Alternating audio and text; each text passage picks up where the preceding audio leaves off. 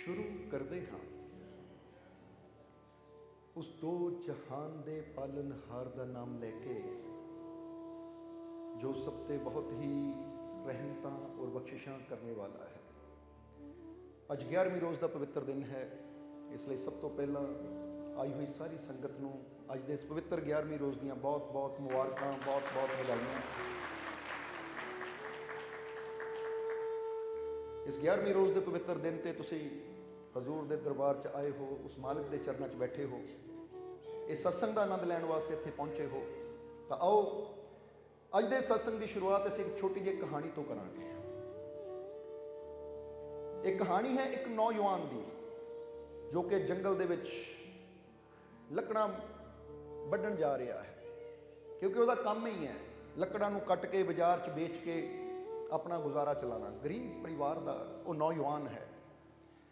जदों वो नौजवान तुरिया जा रहा है, तुरे जांदे दी नज़र कित्थे गई कि रास्ते विच एक पत्थर पिया होया है और वो पत्थर बड़ा चमक रहा है।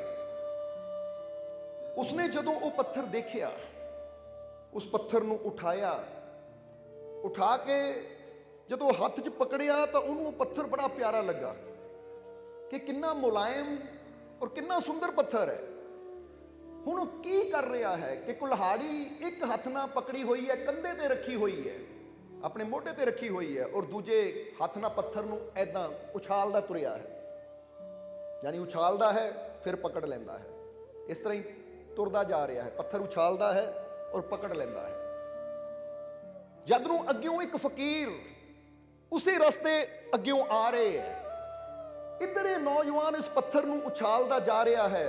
अग्यों उस फकीर ने जदों इस नौजवान नूं देखिया, उस फकीर दी नज़र इस नौजवान ते जदों गई और नौजवान दे हाथ विच जो पत्थर सी, जदों फकीर ने पत्थर देखिया तो फकीर ने दूरों आवाज मारी कि ऐ नौजवान, इस पत्थर नूं संभाल, इनू उछाल ना। जरा समझना, फकीरा ने की किया, इस पत्थर नूं संभाल के रख, इनू उछाल ना।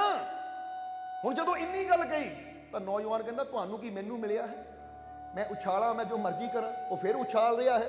फकीरा ने फिर दूसरी बार किया, नौजवान संभाल के रख इस पत्थर नूं, ना उछाल। हुण जदों दूसरी बार फकीरा ने किया, उन्हें फिर भी फकीरां दी गल अनसुनी कर दी और उसी तरह पत्थर नूं उछालदा तुरिया जा रहा है। फिर तीसरी बार फकीरा ने की किया, वो फकीर कहंदे ऐ नौजवान, जेनू तू मामूली पत्थर समझ के उछाल रहा है, ये कोई पत्थर नहीं है, ये बहुत कीमती हीरा है। हुण जिस तरह ही उस नौजवान नू पता लगा ये कीमती हीरा है, हुण जिद्दां ही पत्थर हाथ च आया नाल ही पकड़ लिया और जेब च पा लिया। फकीर मुस्कुराए, कहंदे की गल, पहला तेनू 2 बार कहा तू सुनी नहीं, हुण बड़ी जल्दी जेब च पा लिया। कहता महाराज पहला मैनू पता नहीं सी ये हीरा है, क्योंकि हीरे बारे मैं सुनिया तो सी कि हीरा बहुत कीमती हुंदा है, पर मैं गरीब होने करके कदी हीरा देखिया नहीं सी। और जेड़ी चीज नू बंदे ने कदी देखिया ना होवे, वो चीज उहदे सामने आ जावे तो बंदे नू पहचान ही नहीं हुंदी कि की है, क्योंकि बंदा पहचान भी उसी चीज नू सकदा है जेड़ी चीज दा उहनू पता होवे। कहंदा जी हीरे बारे सुनिया तो सी कि हीरे राजियां कोल हुंदे है, बड़े कीमती हुंदे है, लाखां रुपया इन्हां दी कीमत हुंदी है, पर मैं इन्ना गरीब हां, मैं कदी हीरा देखिया नहीं सी। पर अज ये रास्ते च मैनू मिलिया, मैं भी सोच रहा सी कि पत्थर बड़ा अजीब है, बड़ा चमकीला है, इदां दा पत्थर कदी देखिया नहीं, पर मैं समझदा इनू पत्थर ही सी, इसलिए इनू उछालदा तुरिया सी। हुण जदों तुसीं दस्सिया ये पत्थर नहीं हीरा है, तो हुण मैनू भी समझ आ गई ये कीमती चीज़ है, इनू उछालना नहीं है, इनू संभालना है। उछालिया उन्होंने जाता है जेड़ा बेकार होवे, जेदी कोई कीमत ना होवे, और संभालिया उन्होंने जाता है जेदी कीमत होवे। समझदे हो कि नहीं? उसले फकीर मुस्कुराए, कहते यही तो गल है कि जदों इंसान नू किसी चीज़ की कीमत का पता लगता है तो फिर ही बंदा उसकी कदर भी करता है। जब तक इंसान नू वो चीज़ की कीमत का पता ना होवे तो बंदा उसकी कदर नहीं करता, उसकी परवाह नहीं करता, उन्होंने उदां ही उछालता रहता है या गवांदा रहता है। जरा समझना। फकीर कहते तू समझदार है, तेनू हीरे की कीमत का पता सी, यानी पता सी हीरा कीमती हुंदा, इसलिए तू सुनदियां ही उन्होंने संभाल लिया और जेब च संभाल के रख लिया। तू बहुत समझदार है। हुण जरा गौर करना, एक कहानी सुनाने के पिछे मकसद की सी? कहानी सुनाने के पिछे मकसद की सी? एक कहानी सुनाने पिछे मकसद ये है, ये इशारा है इंसान की जिंदगी की तरफ कि इंसान के जीवन च भी ऐसा कुछ है जो बहुत ही कीमती है, पर इंसान नूं ओदी कीमत का पता ना होने करके बंदा ओदी कदर करता नहीं है, ओनू गुआंदा चला जाता है। जिदा इत्थे एक शेर के जरिए भी दसांगे कि लफ्ज़े मुर्शद हीरे हैं। लफ्ज़े मुर्शद, लफ्ज़ का मतलब होंदा मुर्शद दे शब्द, मुर्शद दे मुंह चों निकलण वाले बचन, इनू कहंदे लफ्ज़ या अल्फाज। सो दसिया है लफ्ज़े मुर्शद हीरे हैं, मत इन्हें उछाल के चल। लफ्ज़े मुर्शद हीरे हैं, मत इन्हें उछाल के चल, यही बदलेंगे तकदीर तेरी, बस तू इन्हें संभाल के चल। कि मुर्शद दे लफ्ज भी, मुर्शद दे अल्फाज भी, मुर्शद दे मुंह चों निकलने वाले बोल भी हीरे हैं। ताही तो गुरबाणी भी कहती ना, उत्तम श्लोक साध के वचन अमलीक लाल ए रतन। गुरबाणी च गुरुआं ने भी ये चीज नू बड़ा खुल के समझाया है कि संतां दे मुख चों निकलने वाले जिहड़े वचन है लालां दी तरह कीमती हुंदे है। इसलिए लफ्ज़े मुर्शद हीरे हैं, मत इन्हें उछाल के चल। उछालन का मतलब की है कि जिन्हों बचना की कीमत का नहीं पता वो उछाल दिंदा है। उछालन का मतलब इधरों सुनिया उधर भुल गया, कदर ही नहीं पाई, समझ ही नहीं पाई।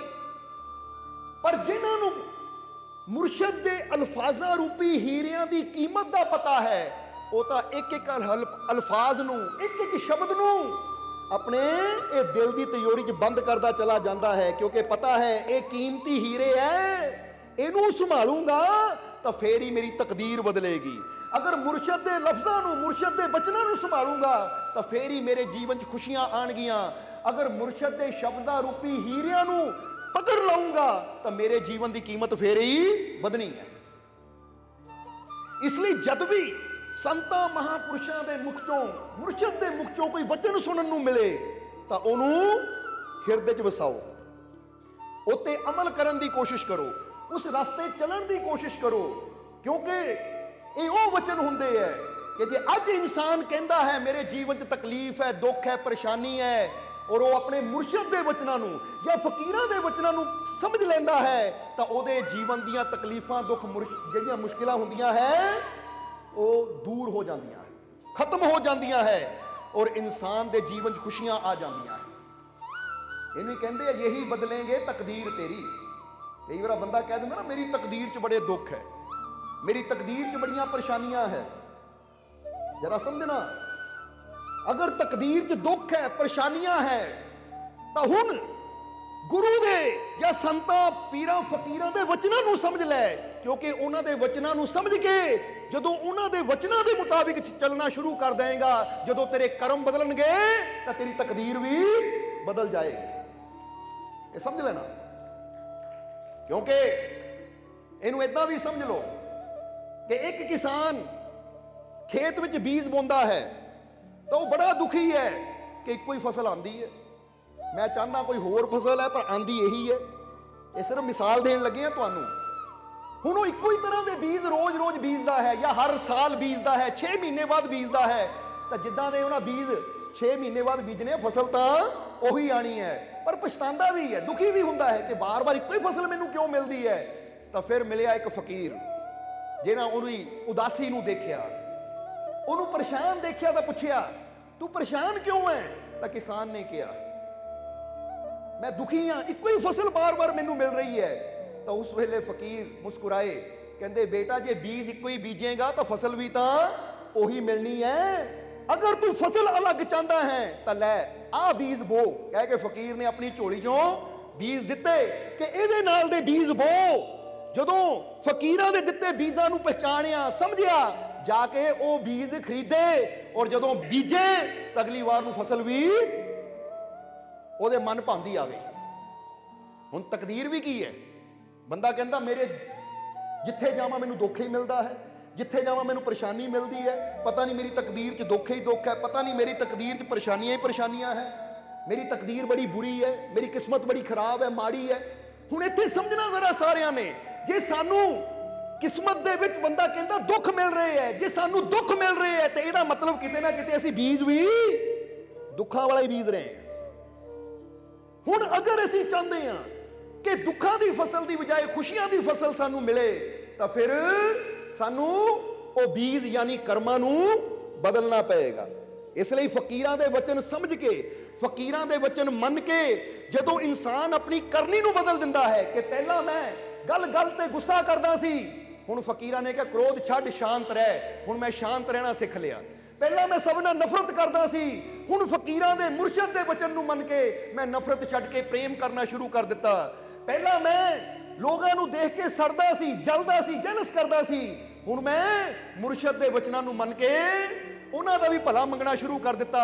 ਹੁਣ ਜਦੋਂ ਮੈਂ ਕਰਨੀ ਬਦਲੀ, ਆਪਣੇ ਅੰਦਰੋਂ ਨਫ਼ਰਤ ਨੂੰ ਖਤਮ ਕਰਕੇ ਪ੍ਰੇਮ ਲਿਆਂਦਾ, ਕ੍ਰੋਧ ਨੂੰ ਖਤਮ ਕਰਕੇ ਸ਼ਾਂਤੀ ਲਿਆਂਦੀ, ਤਾਂ ਉਸ ਲਈ ਜਦੋਂ ਮੈਂ ਆਪਣੀ ਕਰਨੀ ਬਦਲੀ ਤਾਂ ਮੈਨੂੰ ਫਲ ਵੀ ਚੰਗਾ ਮਿਲਣਾ ਸ਼ੁਰੂ ਹੋ ਗਿਆ।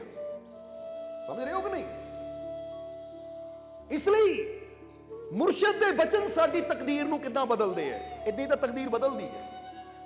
ਜਦੋਂ ਅਸੀਂ ਆਪਣੀ ਕਰਨੀ ਬਦਲ ਦਿੰਦੇ ਆ, ਕਰਮ ਬਦਲ ਦਿੰਦੇ ਆ, ਤਾਂ ਫਿਰ ਜੇ ਅਸੀਂ ਅੱਛਾਈ ਕਰਦੇ ਆ, ਨੇਕ ਮਾਰਗ ਤੇ ਚੱਲਦੇ ਆ, ਨੇਕੀ ਦੇ ਰਸਤੇ ਚੱਲਦੇ ਆ, ਤਾਂ ਫਿਰ ਜਿੱਦਾਂ ਦੇ ਅਸੀਂ ਕਰਮ ਕਰਦੇ ਚਲੇ ਜਾਣਾ ਹੈ, ਕੁਦਰਤ ਨੇ ਫਲ ਵੀ ਸਾਨੂੰ ਉਦਾਂ ਦਾ ਦਿੰਦੇ ਚਲੇ ਜਾਣਾ ਹੈ। ਸਮਝਦੇ ਹੋ ਕਿ ਨਹੀਂ? ਜੇ ਮੁਰਸ਼ਦ ਨਾਲ ਜੁੜ ਕੇ ਵੀ ਸਾਡੀ ਕਰਨੀ ਨਾ ਬਦਲੀ, ਅਸੀਂ ਪਹਿਲਾਂ ਵੀ ਨਫ਼ਰਤ ਕਰਦੇ ਸੀ, ਹੁਣ ਮੁਰਸ਼ਦ ਦੇ ਕੋਲੋਂ ਨਾਮ ਦੀ ਦਾਤ ਲੈ ਲਈ, ਨਾਮ ਨਾਲ ਜੁੜ ਗਏ, ਹੁਣ ਵੀ ਨਫ਼ਰਤ ਕਰ ਰਹੇ ਹਾਂ। ਪਹਿਲਾਂ ਵੀ ਅਸੀਂ ਗੱਲ ਤੇ ਕ੍ਰੋਧ ਕਰਦੇ ਸੀ, ਗਾਲੀਆਂ ਦਿੰਦੇ ਸੀ, ਹੁਣ ਵੀ ਅਸੀਂ ਗਾਲੀਆਂ ਦੇ ਰਹੇ ਹਾਂ, ਤਾਂ ਫਿਰ ਬੰਦੇ ਨੇ ਕੀ ਕਹਿਣਾ? ਗੁਰੂ ਨਾਲ ਜੁੜ ਕੇ ਵੀ ਮੈਂ ਦੁਖੀ। ਹੁਣ ਕੀ ਸਿਰਫ ਨਾਮ ਲੈਣਾ ਹੀ ਗੁਰੂ ਨਾਲ ਜੁੜਨਾ ਹੈ? ਜਿੱਦਾਂ ਸਮਝ ਲਓ ਕਿ ਕਈ ਵਾਰ ਅਜੀਬ ਕਹਿ ਦਿੰਦੇ ਕਿ ਮੈਂ ਗੌਂਸ ਦਾ ਦਾਮਨ ਫੜਿਆ ਹੈ, ਫਿਰ ਮੈਂ ਦੁਖੀ ਕਿਉਂ? ਕਈ ਵਾਰ ਕਹਿ ਦਿੰਦੇ ਜੀ ਮੈਂ ਤਾਂ ਪੀਰਾਂ ਦਾ ਪੱਲਾ ਫੜਿਆ ਹੈ, ਪੀਰਾਂ ਦਾ ਲੜ ਫੜਿਆ ਹੈ, ਫਕੀਰਾਂ ਦਾ ਦਾਮਨ ਫੜਿਆ ਹੈ, ਫਿਰ ਮੈਂ ਦੁਖੀ ਕਿਉਂ? ਜਦੋਂ ਇਦਾਂ ਦਾ ਕੋਈ ਸਵਾਲ ਸਾਡੇ ਕੋਲ ਆਉਂਦਾ ਹੈ ਤਾਂ ਸਾਨੂੰ ਉਸ ਵੇਲੇ ਬੜੀ ਹੈਰਾਨੀ ਹੁੰਦੀ ਹੈ ਕਿ ਇਹ ਦਾਮਨ ਸਮਝਦੇ ਕਿਹਨੂੰ ਹੈ? ਵੈਸੇ ਤਾਂ ਦਾਮਨ ਕੱਪੜੇ ਨੂੰ ਕਹਿ ਦਿੱਤਾ ਜਾਂਦਾ ਹੈ ਕਿ ਬੰਦੇ ਨੇ ਕੋਈ ਕੱਪੜਾ ਪਾਇਆ ਹੋਇਆ ਹੈ, ਜਾ ਕੇ ਕੱਪੜੇ ਨੂੰ ਫੜ ਲਿਆ, ਮੈਂ ਤੇਰਾ ਦਾਮਨ ਫੜਿਆ ਹੈ, ਇਸ ਕਰਕੇ ਮੇਰੀ ਆ ਪਰੇਸ਼ਾਨੀ ਦੂਰ ਕਰ। ਹੁਣ ਜਦੋਂ ਆਂਦੀ ਹੈ ਕਿ ਮੈਂ ਫਕੀਰਾਂ ਦਾ, ਮੁਰਸ਼ਦ ਦਾ ਜਾਂ ਹਜ਼ੂਰ ਗੌਸ ਦਾ ਦਾਮਨ ਫੜਿਆ ਹੋਇਆ ਹੈ, ਫਿਰ ਮੇਰੇ ਜੀਵਨ ਤੇ ਦੁੱਖ ਕਿਉਂ ਆਉਂਦੇ ਹੈ, ਫਿਰ ਮੇਰੇ ਜੀਵਨ 'ਚ ਪਰੇਸ਼ਾਨੀਆਂ ਕਿਉਂ ਆਉਂਦੀਆਂ ਹੈ? ਤੇ ਇੱਥੇ ਪਹਿਲਾਂ ਇਹ ਵੀ ਸਮਝ ਲਓ ਕਿ ਦਾਮਨ ਕਹਿੰਦੇ ਕਿਹਨੂੰ ਹੈ?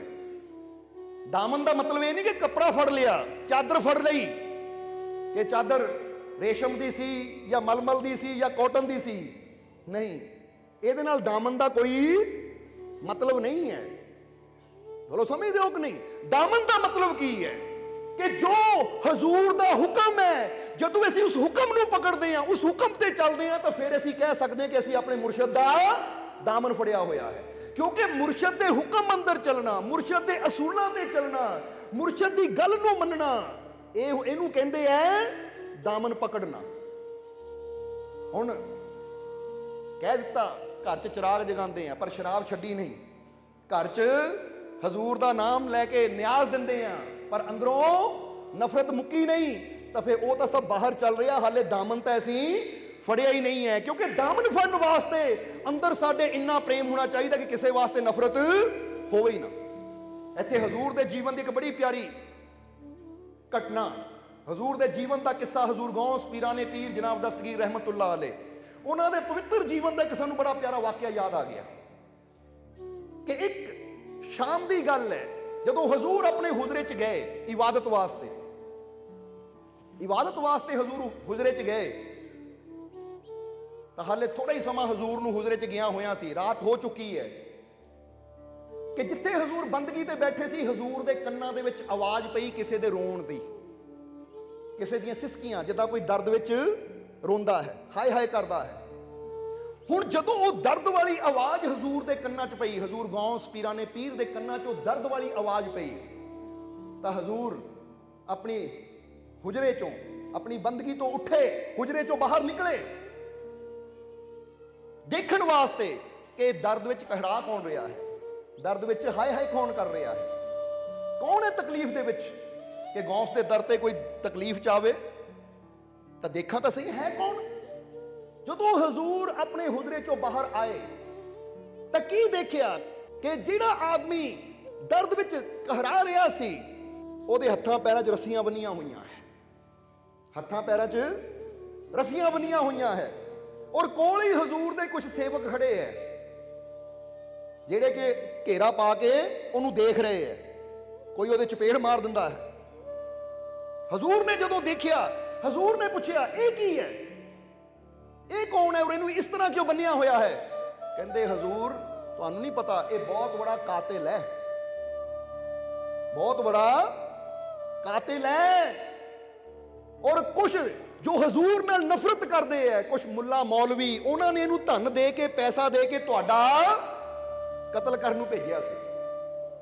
ਸ਼ਾਮ ਦਾ ਇੱਥੇ ਘੁੰਮ ਰਿਹਾ ਇਹ ਦਰਬਾਰ ਦੇ ਵਿੱਚ, ਮੌਕਾ ਲੱਭ ਰਿਹਾ ਸੀ ਕਦੋਂ ਇਹਨੂੰ ਮੌਕਾ ਮਿਲੇ ਤਾਂ ਤੁਹਾਨੂੰ ਕਤਲ ਕਰ ਦੇਵੇ। ਇਹਦੇ ਕੋਲੋਂ ਸਾਨੂੰ ਕੁਝ ਹਥਿਆਰ ਵੀ ਮਿਲੇ ਹੈ।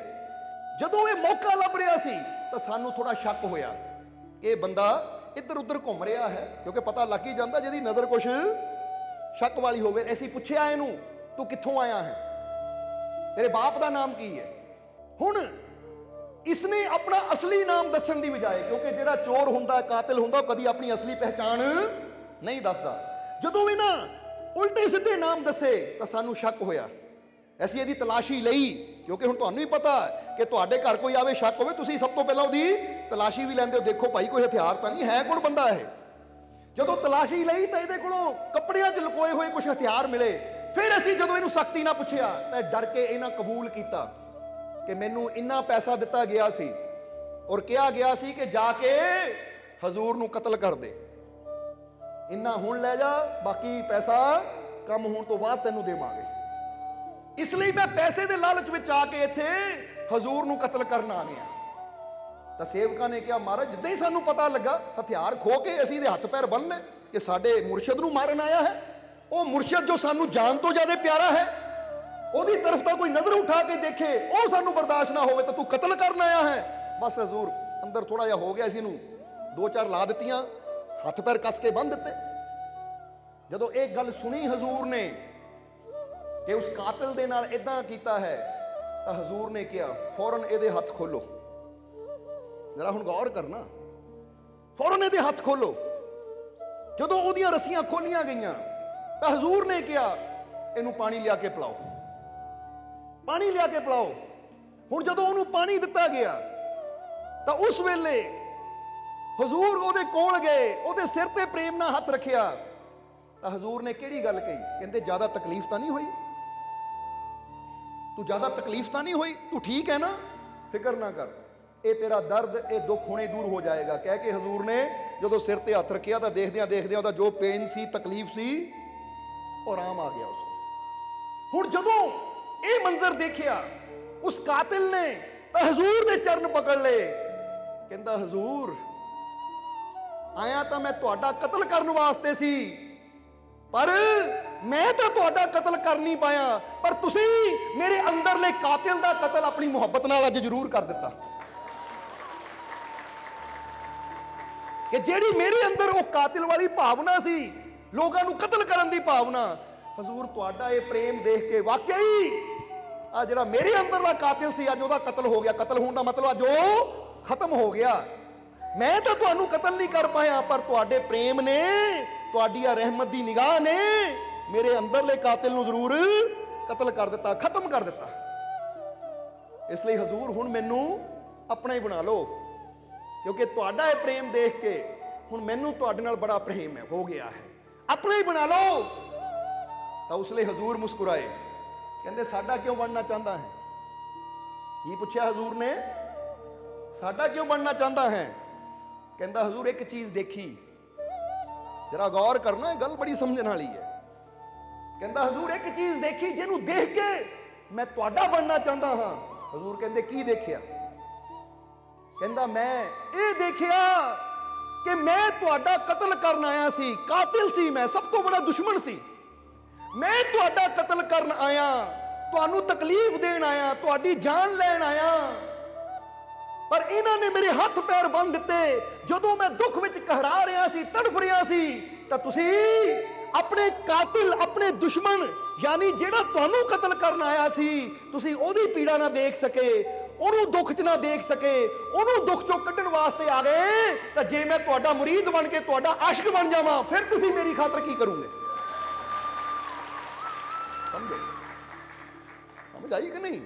ਕਿ ਜਿਹੜਾ ਫਕੀਰ ਕਾਤਲਾਂ ਤੇ ਇੰਨੀ ਰਹਿਮਤ ਕਰਦਾ ਹੈ, ਕਾਤਲਾਂ ਨੂੰ ਤਕਲੀਫ 'ਚ ਨਹੀਂ ਦੇਖ ਸਕਦਾ, ਜਿਹੜਾ ਕਾਤਲਾਂ ਤੇ ਇੰਨੀ ਕਿਰਪਾ ਕਰਦਾ ਹੈ, ਉਹਨਾਂ ਦਾ ਦੁੱਖ ਦੇਖ ਕੇ ਉਹਨਾਂ ਤੇ ਰਹਿਮਤ ਕਰ ਦਿੰਦਾ ਹੈ, ਤਾਂ ਜਿਹੜੇ ਉਸ ਫਕੀਰ ਦੇ ਤਾਲਿਬ ਬਣ ਗਏ, ਜਿਹੜੇ ਉਹ ਫਕੀਰ ਦੇ ਆਸ਼ਿਕ ਬਣ ਗਏ, ਜਿਹੜੇ ਉਹਦੇ ਮੁਰੀਦ ਹੋ ਗਏ, ਜਿਹੜੇ ਹੋਈ ਉਹਦੇ ਗਏ, ਫਿਰ ਉਹਦੀ ਖਾਤਰ ਉਹ ਫਕੀਰ ਕੀ ਕਰ ਸਕਦਾ ਹੈ? ਇਸ ਲਈ ਜਿਹੜਾ ਕਾਤਿਲ ਦਾ ਦੁੱਖ ਨਾ ਦੇਖ ਸਕੇ, ਉਹ ਆਪਣੇ ਮੁਰੀਦ ਦਾ ਦੁੱਖ ਕਿੱਦਾਂ ਦੇਖੇਗਾ, ਆਪਣੇ ਤਾਲਿਬ ਦਾ ਦੁੱਖ ਕਿੱਦਾਂ ਦੇਖੇਗਾ? ਜਿੱਦਾਂ ਬੰਦਾ ਕਹਿੰਦਾ ਨਾ, ਉਹ ਮੇਰਾ ਦੁਸ਼ਮਣ, ਮੈਂ ਉਹਨੂੰ ਵੀ ਪਿਆਰ ਕਰਦਾ ਆ, ਤਾਂ ਜਿਹੜਾ ਦੁਸ਼ਮਣ ਨੂੰ ਵੀ ਪਿਆਰ ਕਰਦਾ ਹੈ, ਉਹ ਜ਼ਰਾ ਸੋਚੋ ਆਪਣਿਆਂ ਨੂੰ ਕਿੰਨਾ ਪਿਆਰ ਕਰੇਗਾ। ਜਿਹੜਾ ਦੁਸ਼ਮਣਾਂ ਦਾ ਵੀ ਖਿਆਲ ਰੱਖਦਾ ਹੈ, ਉਹ ਆਪਣਿਆਂ ਦਾ ਕਿੰਨਾ ਖਿਆਲ ਰੱਖੇਗਾ? ਅੰਦਾਜ਼ਾ ਲਾ ਸਕਦੇ ਹੋ? ਜਾਂ ਦੂਜੇ ਤਰੀਕੇ ਨਾਲ ਕਹਿ ਲਓ ਕਿ ਜਿਹੜਾ ਆਪਣਿਆਂ ਨੂੰ ਚਪੇੜਾ ਮਾਰੀ ਜਾਵੇ, ਧੱਕੇ ਦੇਈ ਜਾਵੇ, ਤਾਂ ਬੰਦਾ ਕਹੇ ਜਿਹੜਾ ਆਪਣਿਆਂ ਨਾਲ ਇਦਾਂ ਕਰਦਾ ਪਈ ਨਾ, ਗੈਰਾਂ ਨਾਲ ਤਾਂ ਹੋਰ ਵੀ ਜ਼ਿਆਦਾ ਸਖਤੀ ਕਰਨੀ ਹੈ, ਕਿਉਂਕਿ ਬੰਦੇ ਦੇ ਸੁਭਾਅ ਤੋਂ ਪਤਾ ਲੱਗਦਾ ਹੈ। ਜੇ ਕੋਈ ਆਪਣੇ ਮਾਤਾ ਪਿਤਾ ਦੀ ਇੱਜ਼ਤ ਨਹੀਂ ਕਰਦਾ, ਤਾਂ ਉਹਨੇ ਹੋਰ ਕਿਸੇ ਦੀ ਇੱਜ਼ਤ ਕੀ ਕਰਨੀ ਹੈ? ਇਸ ਲਈ ਪਤਾ ਕਿੱਥੋਂ ਲੱਗਦਾ ਹੈ ਕਿ ਜਿਹੜਾ ਉਹਨਾਂ ਨੂੰ ਵੀ ਗੱਲ ਨਾਲ ਲਾਂਦਾ ਹੈ, ਜਿਨ੍ਹਾਂ ਨੂੰ ਉਹ ਜਾਣਦਾ ਨਹੀਂ ਹੈ, ਜਿਨ੍ਹਾਂ ਨਾਲ ਕੋਈ ਰਿਸ਼ਤਾ ਨਹੀਂ ਹੈ, ਤਾਂ ਜਦੋਂ ਉਹਦੇ ਬਣ ਗਏ, ਤਾਂ ਫਿਰ ਉਹਨਾਂ ਵਾਸਤੇ ਉਹ ਕੀ ਕੁਝ ਕਰ ਸਕਦਾ ਹੈ, ਇਹ ਤਾਂ ਬੰਦਾ ਆਪੇ ਹੀ ਸੋਚ ਸਕਦਾ ਹੈ, ਕਿਉਂਕਿ ਬੰਦੇ ਨੂੰ ਮਾਲਿਕ ਨੇ ਸਮਝ ਦਿੱਤੀ ਹੋਈ ਹੈ। ਬੋਲੋ, ਦਿੱਤੀ ਹੈ ਕਿ ਨਹੀਂ?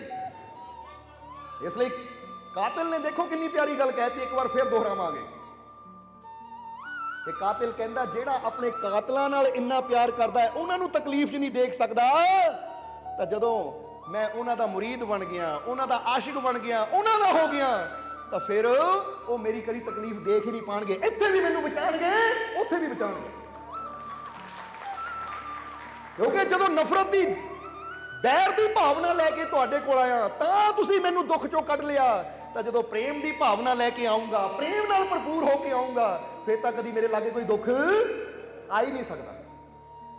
ਇਸ ਲਈ ਤੁਸੀਂ ਸੋਚ ਲਓ, ਇਹ ਉਹ ਗੌਸ ਦਾ ਦਰ ਹੈ, ਇਹ ਉਹ ਹਜ਼ੂਰ, ਉਹ ਦਇਆ ਦੇ ਸਾਗਰ, ਜੋ ਕਾਤਲਾਂ ਨੂੰ ਵੀ ਬਖਸ਼ ਕੇ, ਰਹਿਮਤਾਂ ਕਰਕੇ, ਰਹਿਮਤਾਂ ਨਾਲ ਭਰਪੂਰ ਕਰ ਦਿੰਦੇ ਐ। ਫਿਰ ਤੁਸੀਂ ਤਾਂ ਉਹਨਾਂ ਦੇ ਆਸ਼ਿਕ ਹੋ, ਜਰਾ ਸੋਚੋ ਤੁਹਾਨੂੰ ਕੀ ਕੁਝ ਮਿਲੇਗਾ। ਬਸ ਅੰਦਰ ਯਕੀਨ ਹੋਣਾ ਚਾਹੀਦਾ ਹੈ, ਵਿਸ਼ਵਾਸ ਹੋਣਾ ਚਾਹੀਦਾ ਹੈ, ਭਰੋਸਾ ਹੋਣਾ ਚਾਹੀਦਾ ਹੈ, ਕਿਉਂਕਿ ਜਿਹੜਾ ਆਪਣੇ ਮਾਲਿਕ ਦਾ ਹੋ ਗਿਆ, ਮੁਰਸ਼ਿਦ ਦਾ ਹੋ ਗਿਆ, ਤਾਂ ਫਿਰ ਉਹ ਸੋਚੇ ਕਿ ਜਿਹੜਾ ਉਹਦਾ ਹੋ ਗਿਆ, ਉਹ ਤਾਂ ਗੈਰਾਂ ਨੂੰ ਨਾ ਖਾਲੀ ਜਾਣ ਦੇਵੇ, ਤਾਂ ਆਪਣਿਆਂ ਨੂੰ ਕਿੱਦਾਂ ਖਾਲੀ ਮੋੜੇਗਾ। ਜਿਹੜਾ ਗੈਰਾਂ ਨੂੰ ਵੀ ਗੱਲ ਨਾਲ ਲਾ ਲੈਂਦਾ ਹੈ, ਜਿਹਦੇ ਵਾਸਤੇ ਦੁਸ਼ਮਣਾਂ ਦੀ, ਜਿਹਦੀਆਂ ਨਜ਼ਰਾਂ 'ਚ ਦੁਸ਼ਮਣਾਂ ਵਾਸਤੇ ਵੀ ਪ੍ਰੇਮ ਹੈ, ਉਹਦੀਆਂ ਨਜ਼ਰਾਂ 'ਚ ਆਪਣੇ ਪਿਆਰਿਆਂ ਵਾਸਤੇ ਕਿੰਨਾ ਪਿਆਰ ਹੋਏਗਾ, ਇਹਦਾ ਬੰਦਾ ਅੰਦਾਜ਼ਾ ਨਹੀਂ ਲਾ ਸਕਦਾ। ਇਸ ਲਈ ਲੰਬਾ ਸਵਾਸ ਲੈ ਕੇ ਆਪਣੇ ਦਿਲ ਤੇ ਹੱਥ ਰੱਖ ਕੇ ਮਹਿਸੂਸ ਕਰੋ ਕਿ ਮੇਰਾ ਹਿਰਦਾ ਮੇਰੇ ਮੁਰਸ਼ਿਦ ਦੇ ਪ੍ਰੇਮ ਨਾਲ ਭਰਪੂਰ ਹੋ ਗਿਆ। ਮੇਰੇ ਹਿਰਦੇ 'ਚ ਬਹੁਤ ਪ੍ਰੇਮ ਹੈ, ਕਿਉਂਕਿ ਇੱਥੇ ਪ੍ਰੇਮ ਮਹਿਸੂਸ ਕਰਾਂਗੇ ਤਾਂ ਉਧਰੋਂ ਰਹਿਮਤ ਫੇਰੀ ਸਾਡੇ ਤੱਕ ਪਹੁੰਚੇਗੀ, ਕਿਉਂਕਿ ਆਪਣੇ ਆਸ਼ਕਾਂ ਨੂੰ ਹਰ ਮੁਸ਼ਕਿਲ, ਹਰ ਪਰੇਸ਼ਾਨੀ, ਹਰ ਤਕਲੀਫ 'ਚ ਉਹ ਬਚਾਉਣ ਵਾਸਤੇ ਆਪ ਹੀ ਆ ਜਾਂਦਾ ਹੈ, ਕਿਸੇ ਹੋਰ ਨੂੰ ਨਹੀਂ ਭੇਜਦਾ, ਆਪ ਆ ਜਾਂਦਾ ਹੈ।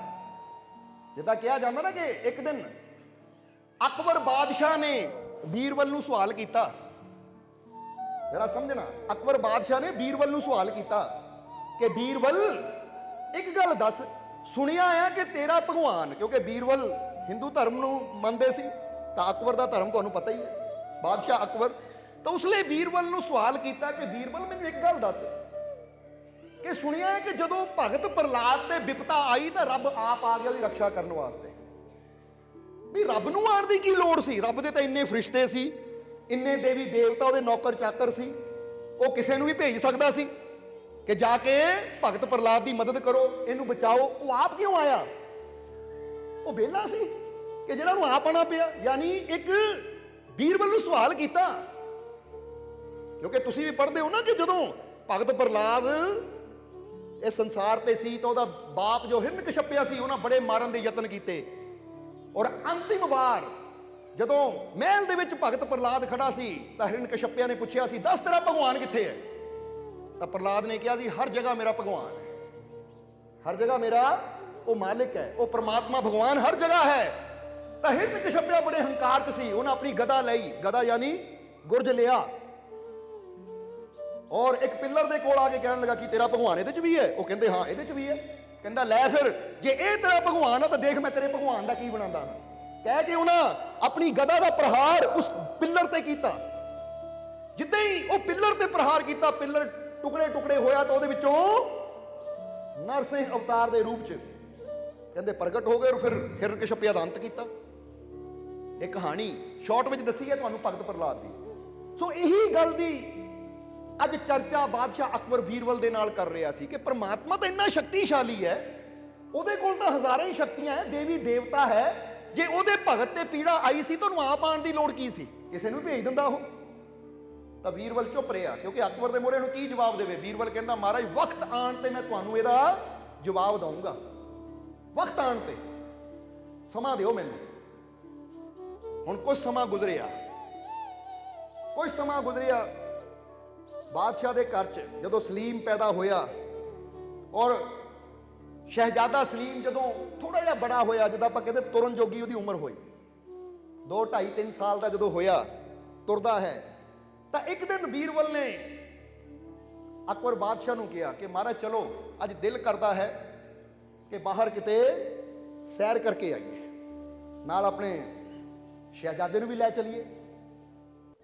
ਬਾਦਸ਼ਾਹ ਕਹਿੰਦਾ ਕਾਫੀ ਦਿਨ ਹੋ ਗਏ, ਸਵੇਰ ਤੋਂ ਲੈ ਕੇ ਸ਼ਾਮ ਤੱਕ ਸਭਾ ਜੀ ਬੈਠੇ ਰਹਿੰਦੇ ਆ। ਬੀਰਬਲ ਬਹੁਤ ਅੱਛੀ ਗੱਲ ਹੈ, ਚਲੋ ਅੱਜ ਚੱਲਦੇ ਹਾਂ। ਉਸ ਦਿਨ ਸੈਨਿਕਾਂ ਨੂੰ ਹੁਕਮ ਹੋ ਗਿਆ ਬਾਦਸ਼ਾਹ ਦੇ ਕਿ ਤਿਆਰੀ ਕਰੋ ਜਾਣ ਦੀ। ਤਾਂ ਬੀਰਬਲ ਨੇ ਪਹਿਲਾਂ ਹੀ ਪਲੈਨਿੰਗ ਕੀਤੀ ਸੀ ਕਿ ਜਾਣਾ ਕਿੱਥੇ ਹੈ। ਇੱਕ ਨਦੀ ਦੇ ਕਿਨਾਰੇ, ਇੱਕ ਤਲਾਬ ਦੇ, ਤਲਾਬ ਤੁਸੀਂ ਜਾਣਦੇ ਹੋ ਨਦੀ ਉਹ ਹੁੰਦੀ ਜਿਹਦਾ ਪਾਣੀ ਵਗਦਾ, ਤਾਂ ਤਲਾਬ ਉਹ ਹੁੰਦਾ ਜਿਹਦਾ ਪਾਣੀ ਖੜਾ ਹੁੰਦਾ ਹੈ। ਤਲਾਬ ਦੇ ਕਿਨਾਰੇ ਬੀਰਬਲ ਨੇ ਇੰਤਜ਼ਾਮ ਕੀਤਾ ਬਾਦਸ਼ਾਹ ਦੇ ਬੈਠਣ ਦਾ, ਯਾਨੀ ਟੈਂਟ ਲੱਗੇ, ਤੰਬੂ ਲੱਗੇ। ਜਦੋਂ ਬਾਦਸ਼ਾਹ ਉੱਥੇ ਪਹੁੰਚਿਆ ਤਾਂ ਹੁਣ ਬੱਚਾ ਸੀ ਯਾਨੀ ਸਲੀਮ, ਤਾਂ ਬੱਚੇ ਤੁਹਾਨੂੰ ਪਤਾ ਟੇਕੇ ਘੱਟ ਹੀ ਬਹਿੰਦੇ ਆ, ਬੱਚਾ ਕਦੀ ਇੱਧਰ ਦੌੜ ਰਿਹਾ ਕਦੀ ਉੱਧਰ ਦੌੜ ਰਿਹਾ। ਤਾਂ ਬੀਰਬਲ ਨੇ ਤਲਾਬ ਦੇ ਲਾਗੇ ਹੀ ਬਾਦਸ਼ਾਹ ਦੇ ਬੈਠਣ ਵਾਸਤੇ ਆਸਣ ਲਗਾਇਆ ਹੋਇਆ ਸੀ, ਕੁਰਸੀ ਲਗਾਈ ਹੋਈ ਸੀ ਜਿੱਥੇ ਬਾਦਸ਼ਾਹ ਬੈਠਾ ਸੀ। ਕਿ ਅਚਾਨਕ ਕੀ ਹੋਇਆ ਕਿ ਜੋ ਸ਼ਹਿਜ਼ਾਦਾ ਸਲੀਮ ਸੀ ਖੇਲਦਾ ਖੇਲਦਾ ਤਲਾਬ ਦੀ ਤਰਫ ਗਿਆ, ਖੇਲਦਾ ਖੇਲਦਾ ਤਲਾਬ ਦੀ ਤਰਫ ਗਿਆ, ਔਰ ਉਹਦਾ ਪੈਰ ਫਿਸਲਿਆ ਔਰ ਤਲਾਬ ਦੇ ਵਿੱਚ ਉਹ ਗਿਰ ਗਿਆ। ਜਿੱਦਾਂ ਹੀ ਤਲਾਬ 'ਚ ਗਿਰਿਆ ਬਾਦਸ਼ਾਹ ਨੇ ਦੇਖਿਆ, ਫੌਰਨ ਕੁਰਸੀ ਤੋਂ ਉੱਠਿਆ, ਦੌੜ ਕੇ ਬਾਦਸ਼ਾਹ ਅਕਬਰ ਗਿਆ, ਛਾਲ ਮਾਰੀ ਔਰ ਸ਼ਹਿਜ਼ਾਦੇ ਨੂੰ ਬਾਹਰ ਕੱਢਿਆ, ਆਪਣੇ ਗਲ ਨਾਲ ਲਾ ਲਿਆ। ਦੇਖਣ ਲੱਗਾ ਬੇਟਾ ਠੀਕ ਹੈ, ਪਰ ਬੱਚਾ ਠੀਕ ਹੈ। ਤਾਂ ਬੀਰਬਲ ਵੀ ਦੌੜਾ ਆਇਆ, ਸੈਨਿਕ ਵੀ ਦੌੜੇ ਆਏ। ਜਦੋਂ ਦੌੜੇ ਆਏ ਬਾਦਸ਼ਾਹ ਕੋ, ਤਾਂ ਬੀਰਬਲ ਨੇ ਕਿਹਾ ਮਹਾਰਾਜ ਕੀ ਹੋ ਗਿਆ ਤੁਹਾਨੂੰ? ਉਹ ਕਹਿੰਦਾ ਕੀ ਹੋ ਗਿਆ, ਦੀਦਾ ਨਹੀਂ ਤੈਨੂੰ? ਸਲੀਮ ਤਲਾਬ 'ਚ ਗਿਰ ਗਿਆ ਔਰ ਤੂੰ ਮੈਨੂੰ ਪੁੱਛ ਰਿਹਾ ਤੁਹਾਨੂੰ ਕੀ ਹੋ ਗਿਆ? ਕਹਿੰਦਾ ਮਹਾਰਾਜ ਉਹੀ ਤਾਂ ਮੈਂ ਪੁੱਛ ਰਿਹਾ ਹਾਂ, ਤੁਹਾਨੂੰ ਕੀ ਹੋਇਆ? ਆ ਤੁਹਾਡੇ ਇੰਨੇ ਸੈਨਿਕ ਖੜੇ ਸੀ, ਤੁਸੀਂ ਇਹਨਾਂ ਨੂੰ ਕਹਿ ਦਿੰਦੇ ਜਾਓ ਬਚਾਓ, ਆਪ ਕਿਉਂ ਗਏ ਤੁਸੀਂ? ਉਹ ਅਕਬਰ ਕਹਿੰਦਾ ਉਹ ਮੇਰਾ ਬੇਟਾ ਹੈ, ਮੇਰੀ ਜਾਨ ਹੈ।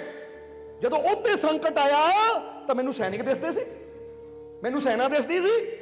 ਜਦੋਂ ਉਹਨੂੰ ਸੰਕਟ 'ਚ ਦੇਖਿਆ ਤਾਂ ਮੈਨੂੰ ਕੁਝ ਹੋਰ ਨਜ਼ਰ ਨਹੀਂ ਆਇਆ, ਬਸ ਮੇਰਾ ਬੇਟਾ ਖਤਰੇ 'ਚ ਸੀ। ਪਹੁੰਚ ਗਿਆ ਉਹਦੀ ਮਦਦ ਕਰਨ ਵਾਸਤੇ, ਕਿਉਂਕਿ ਮੈਂ ਉਹਦਾ ਪਿਤਾ ਆ। ਜੋ ਮੈਂ ਉਹਦੀ ਖਾਤਰ ਕਰ ਦੇਣਾ ਉਹ ਸੈਨਾ ਨੇ ਥੋੜੀ ਕਰ ਦੇਣਾ ਹੈ। ਤਾਂ ਉਸ ਲਈ ਬੀਰਬਲ ਬੋਲਿਆ, ਬਸ ਮਹਾਰਾਜ ਇਹੀ ਤੁਹਾਡੇ ਸਵਾਲ ਦਾ ਜਵਾਬ ਹੈ। ਤੁਸੀਂ ਕਹਿੰਦੇ ਭਗਵਾਨ ਆਪ ਕਿਉਂ ਗਿਆ, ਆਪਣੇ ਦੇਵੀ ਦੇਵਤੇ ਕਿਉਂ ਨਹੀਂ ਭੇਜੇ? ਉਹ ਵੀ ਭਗਤ ਪ੍ਰਹਲਾਦ ਨਾਲ ਪ੍ਰੇਮ ਕਰਦਾ ਸੀ ਕਿ ਮੇਰਾ ਬੱਚਾ ਹੈ, ਔਰ ਜਦੋਂ ਬੱਚਿਆਂ ਤੇ ਸੰਕਟ ਆਂਦਾ ਹੈ ਤਾਂ ਫਿਰ ਭਗਵਾਨ ਕਿਸੇ ਹੋਰ ਨੂੰ ਨਹੀਂ, ਆਪ ਜਾਂਦਾ ਹੈ ਬਚਾਉਣ ਉਹਨਾਂ ਨੂੰ, ਕਿਉਂਕਿ ਪ੍ਰੇਮ ਹੀ ਇੰਨਾ ਹੈ, ਮੁਹੱਬਤ ਹੀ ਇੰਨੀ ਹੈ। ਤਾਂ ਉਸ ਵੇਲੇ ਅਕਬਰ ਬਾਦਸ਼ਾਹ ਨੇ ਬੀਰਬਲ ਨੂੰ ਗਲ ਨਾਲ ਲਾ ਲਿਆ। ਕਹਿੰਦਾ ਬੀਰਬਲ ਹੁਣ ਮੈਨੂੰ ਲੱਗਦਾ ਹੈ ਆ ਜਿਹੜਾ ਤੂੰ ਇੱਥੇ ਬੁਲਾਇਆ ਨਾ ਜਵਾਬ ਦੇਣ ਵਾਸਤੇ ਬੁਲਾਇਆ ਸੀ। ਬੀਰਬਲ ਕਹਿੰਦਾ ਹਾਂ ਮਹਾਰਾਜ, ਇੰਤਜ਼ਾਮ ਤਾਂ ਇਸੇ ਤਰ੍ਹਾਂ ਕੀਤਾ ਸੀ, ਇੰਤਜ਼ਾਮ ਤਾਂ ਇਸੇ ਤਰ੍ਹਾਂ ਕੀਤਾ ਸੀ ਕਿ ਤੁਹਾਡੇ ਸਵਾਲ ਦਾ ਜਵਾਬ ਤੁਹਾਨੂੰ ਮਿਲ ਜਾਵੇ ਕਿ ਜਦੋਂ ਭਗਤਾਂ ਤੇ ਪਿਆਰਿਆਂ ਤੇ ਸੰਕਟ ਆਂਦਾ ਹੈ ਤਾਂ ਫਿਰ ਉਹ ਪ੍ਰਮਾਤਮਾ, ਉਹ ਮਾਲਿਕ ਉਹਨਾਂ ਦੀ ਮਦਦ ਕਰਨ ਵਾਸਤੇ ਆਪ ਹੀ ਪਹੁੰਚ ਜਾਂਦਾ ਹੈ। ਪਰ ਇੱਥੇ ਪ੍ਰੇਮ ਸੱਚਾ ਹੋਣਾ ਚਾਹੀਦਾ ਹੈ। ਬੋਲੋ ਸਮਝਦੇ ਹੋ ਕਿ ਨਹੀਂ? ਇੱਥੇ ਦਾ ਮਤਲਬ ਇਨਸਾਨ ਦੇ ਅੰਦਰ ਪ੍ਰੇਮ ਸੱਚਾ ਹੋਣਾ ਚਾਹੀਦਾ ਹੈ, ਇਨਸਾਨ ਦੇ ਅੰਦਰ ਵਿਸ਼ਵਾਸ ਸੱਚਾ ਹੋਣਾ ਚਾਹੀਦਾ ਹੈ ਕਿ ਮੇਰਾ ਮਾਲਿਕ ਮੇਰੇ ਨਾਲ ਹੈ, ਮੈਂ ਆਪਣੇ ਮਾਲਿਕ ਨੂੰ ਬਹੁਤ ਪਿਆਰ ਕਰਦਾ ਹਾਂ, ਬਹੁਤ ਪ੍ਰੇਮ ਕਰਦਾ ਹਾਂ। ਕਿਉਂਕਿ ਜਦੋਂ ਇੱਥੋਂ ਪ੍ਰੇਮ ਦੀ ਤਾਰ ਉਹਦੇ ਨਾਲ ਜੁੜਦੀ ਹੈ ਤਾਂ ਫਿਰ ਤੁਸੀਂ ਜਿੱਥੇ ਵੀ ਉਹਨੂੰ ਯਾਦ ਕਰੋਗੇ, ਜਿੱਥੇ ਵੀ ਪੁਕਾਰੋਗੇ, ਉਹ ਤੁਹਾਡੀ ਮਦਦ ਕਰਨ ਵਾਸਤੇ ਜ਼ਰੂਰ ਆਏਗਾ। ਇਹੀ ਤਾਂ ਉਹਦੀਆਂ ਰਹਿਮਤਾਂ ਹੈ, ਇਹੀ ਤਾਂ ਉਹਦੀਆਂ ਬਖਸ਼ਿਸ਼ਾਂ ਹੈ ਜਿਹਨੂੰ ਦੁਨੀਆ ਸਮਝ ਨਹੀਂ ਪਾਉਂਦੀ। ਇਸ ਲਈ ਅਸੀਂ ਕਹੀਦਾ ਉਹਦੀਆਂ ਰਹਿਮਤਾਂ ਨੂੰ ਸਮਝਣਾ ਹੋਵੇ ਤਾਂ ਅਸੀਂ ਆਸ਼ਿਕ ਬਣ ਕੇ ਸਮਝ ਸਕਦੇ ਹਾਂ, ਪ੍ਰੇਮੀ ਬਣ ਕੇ ਸਮਝ ਸਕਦੇ ਹਾਂ। ਦੁਨੀਆ ਨਾਲ ਮੁਹੱਬਤ ਕਰਦਾ ਹੋਇਆ ਇਨਸਾਨ ਕਦੀ ਪ੍ਰਮਾਤਮਾ ਦੀਆਂ ਰਹਿਮਤਾਂ ਨੂੰ ਸਮਝ ਨਹੀਂ ਪਾਏਗਾ। ਕਿਉਂਕਿ ਜਿਹਦਾ ਦਿਮਾਗ ਦੁਨੀਆ ਵਾਲੇ ਪਾਸੇ ਚੱਲਦਾ ਹੋਵੇ ਨਾ, ਉਹਨੂੰ ਤਾਂ ਦੁਨੀਆ ਹੀ ਨਜ਼ਰ ਆਉਂਦੀ ਹੈ। ਇਸ ਲਈ ਉਹਨੂੰ ਪ੍ਰਮਾਤਮਾ ਜਾਂ ਉਹਦੀਆਂ ਰਹਿਮਤਾਂ ਉੱਤੇ ਵਿਸ਼ਵਾਸ ਹੀ ਨਹੀਂ ਹੁੰਦਾ। ਤਾਂ ਹੀ ਤਾਂ ਤੁਸੀਂ ਦੇਖਿਆ ਨਾ ਕਿ ਜਿਹੜਾ ਦਿਮਾਗ ਨਾਲ ਜ਼ਿਆਦਾ ਚੱਲਦਾ ਹੋਵੇ, ਹਰ ਚੀਜ਼ ਸੋਚ ਵਿਚਾਰ ਕੇ, ਤਾਂ ਉਹ ਕਹੇਗਾ ਪ੍ਰਮਾਤਮਾ ਹੈ ਤਾਂ ਸਬੂਤ ਕੀ ਹੈ, ਉਹਦੀ ਰਹਿਮਤ ਹੈ ਸਬੂਤ ਕੀ ਹੈ, ਉਹ ਸਬੂਤ ਮੰਗਦਾ ਹੈ। ਤਾਂ ਜਿਹੜੇ ਆਸ਼ਿਕ ਹੁੰਦੇ ਹੈ ਉਹ ਕਹਿੰਦੇ ਸਾਨੂੰ ਕੋਈ ਸਬੂਤ ਦੇਣ ਦੀ ਜ਼ਰੂਰਤ ਨਹੀਂ ਹੈ, ਕਿਉਂਕਿ ਸਾਡਾ ਵਿਸ਼ਵਾਸ ਸਾਡਾ ਹੋਣਾ ਹੀ ਦੱਸਦਾ ਹੈ ਕਿ ਸਾਡਾ ਮਾਲਿਕ ਹੈ, ਸਾਡਾ ਉਹ ਪ੍ਰਭੂ ਹੈ। ਇਸ ਲਈ ਤੁਸੀਂ ਵੀ ਅਗਰ ਉਹਦੀਆਂ ਰਹਿਮਤਾਂ ਨੂੰ ਜਾਣਨਾ ਹੈ, ਉਹਦੀਆਂ ਰਹਿਮਤਾਂ ਨੂੰ ਸਮਝਣਾ ਹੈ, ਤਾਂ ਇਹ ਪ੍ਰੇਮ, ਇਹ ਵਿਸ਼ਵਾਸ ਤੁਹਾਨੂੰ ਇੱਥੇ ਆਪਣੇ ਅੰਦਰ ਪੈਦਾ ਕਰਨਾ ਪਏਗਾ। ਕਿਉਂਕਿ ਇਹ ਗੱਲ ਹਮੇਸ਼ਾ ਯਾਦ ਰੱਖੋ ਕਿ ਜੈਸਾ ਤੁਹਾਡੇ ਅੰਦਰ ਹੋਏਗਾ ਨਾ, ਵੈਸਾ ਹੀ ਫਲ ਤੁਹਾਨੂੰ ਬਾਹਰ ਦੇਖਣ ਨੂੰ ਮਿਲਣਾ ਹੈ। ਜੇ ਤੁਹਾਡੇ ਅੰਦਰ ਵਿਸ਼ਵਾਸ ਪੂਰਾ ਹੈ, ਪ੍ਰੇਮ ਪੂਰਾ ਹੈ, ਤਾਂ ਫਿਰ ਉਦਾਂ ਦਾ ਫਲ ਤੁਹਾਨੂੰ ਮਿਲੇਗਾ।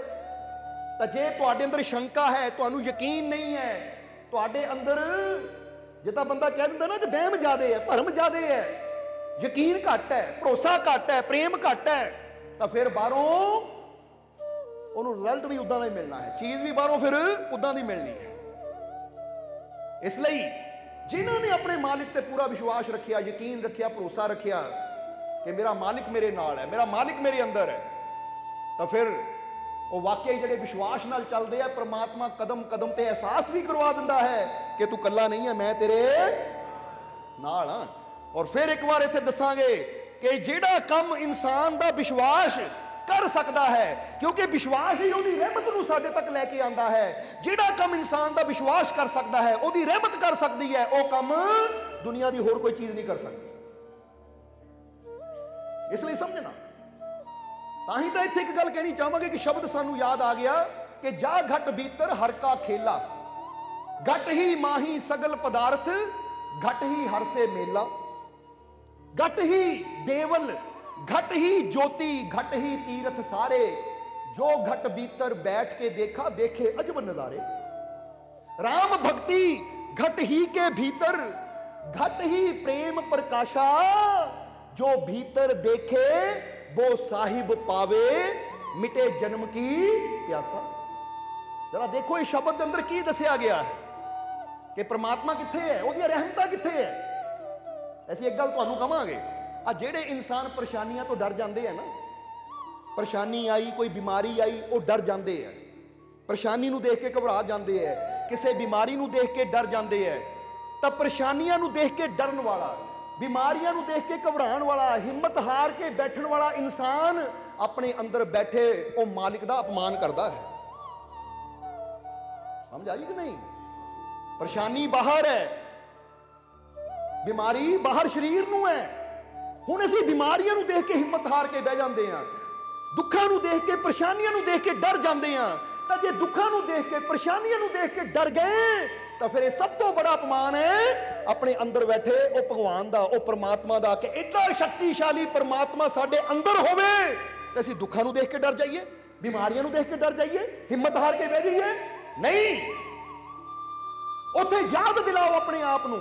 ਜੇ ਜੀਵਨ 'ਚ ਮੁਸ਼ਕਿਲ ਆਵੇ, ਜੀਵਨ 'ਚ ਪਰੇਸ਼ਾਨੀ ਆਵੇ, ਜੀਵਨ 'ਚ ਕਿਸੇ ਤਰ੍ਹਾਂ ਦਾ ਵੀ ਹਾਲਾਤ ਆਵੇ, ਤਾਂ ਡਰਨਾ ਨਹੀਂ ਹੈ, ਨਿਰਾਸ਼ ਨਹੀਂ ਹੋਣਾ, ਹਿੰਮਤ ਨਹੀਂ ਹਾਰਨੀ, ਬਲਕਿ ਆਪਣੇ ਆਪ ਨੂੰ ਯਾਦ ਦਿਲਾਣਾ ਹੈ। ਕੀ ਯਾਦ ਦਿਲਾਣਾ ਹੈ? ਕਿ that powerful God is my father, ਕਿ ਉਹ ਸ਼ਕਤੀਸ਼ਾਲੀ ਪਿਤਾ ਪਰਮਾਤਮਾ ਮੇਰਾ ਫਾਦਰ ਹੈ, ਮੈਂ ਉਹਦਾ ਬੱਚਾ ਹੈ। That powerful God is my father, ਕਿ ਉਹ ਸ਼ਕਤੀਸ਼ਾਲੀ ਪਰਮਾਤਮਾ ਮੇਰਾ ਪਿਤਾ ਹੈ। ਤਾਂ ਜੇ ਮੇਰਾ ਪਿਤਾ ਸ਼ਕਤੀਸ਼ਾਲੀ ਹੈ ਤਾਂ ਮੈਂ ਕਮਜ਼ੋਰ ਕਦੀ ਹੋ ਹੀ ਨਹੀਂ ਸਕਦਾ। ਇਹ ਯਾਦ ਦਿਲਾਣਾ ਹੈ ਉਸ ਵੇਲੇ, ਘਬਰਾਣਾ ਨਹੀਂ ਹੈ। निराश नहीं होना, या दूजे लफ्ज़ों में कहना है कि I am the child of powerful God, कि मैं शक्तिशाली पिता दी संतान हां। की कहना है?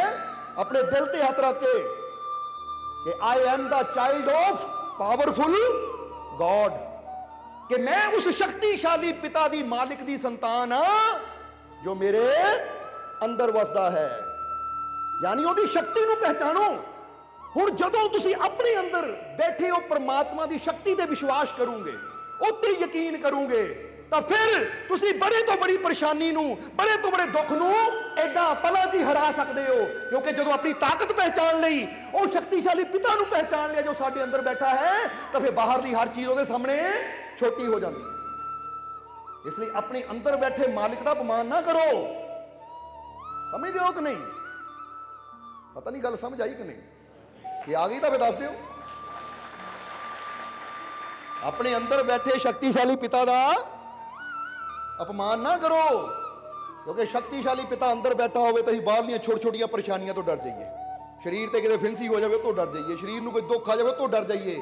ਤਾਂ ਫਿਰ ਪਰਮਾਤਮਾ ਵੀ ਕਹੇਗਾ ਮੈਂ ਤੇਰੇ ਅੰਦਰ ਬੈਠਾ ਆ, ਤੈਨੂੰ ਮੇਰੀ ਸ਼ਕਤੀ ਤੇ ਯਕੀਨ ਹੈ ਨਹੀਂ, ਤਾਂ ਤੂੰ ਬਾਹਰਲੀ ਪਰੇਸ਼ਾਨੀ ਤੋਂ ਡਰ ਗਿਆ, ਬਾਹਰਲੀ ਪਰੇਸ਼ਾਨੀ ਤੋਂ ਘਬਰਾ ਗਿਆ।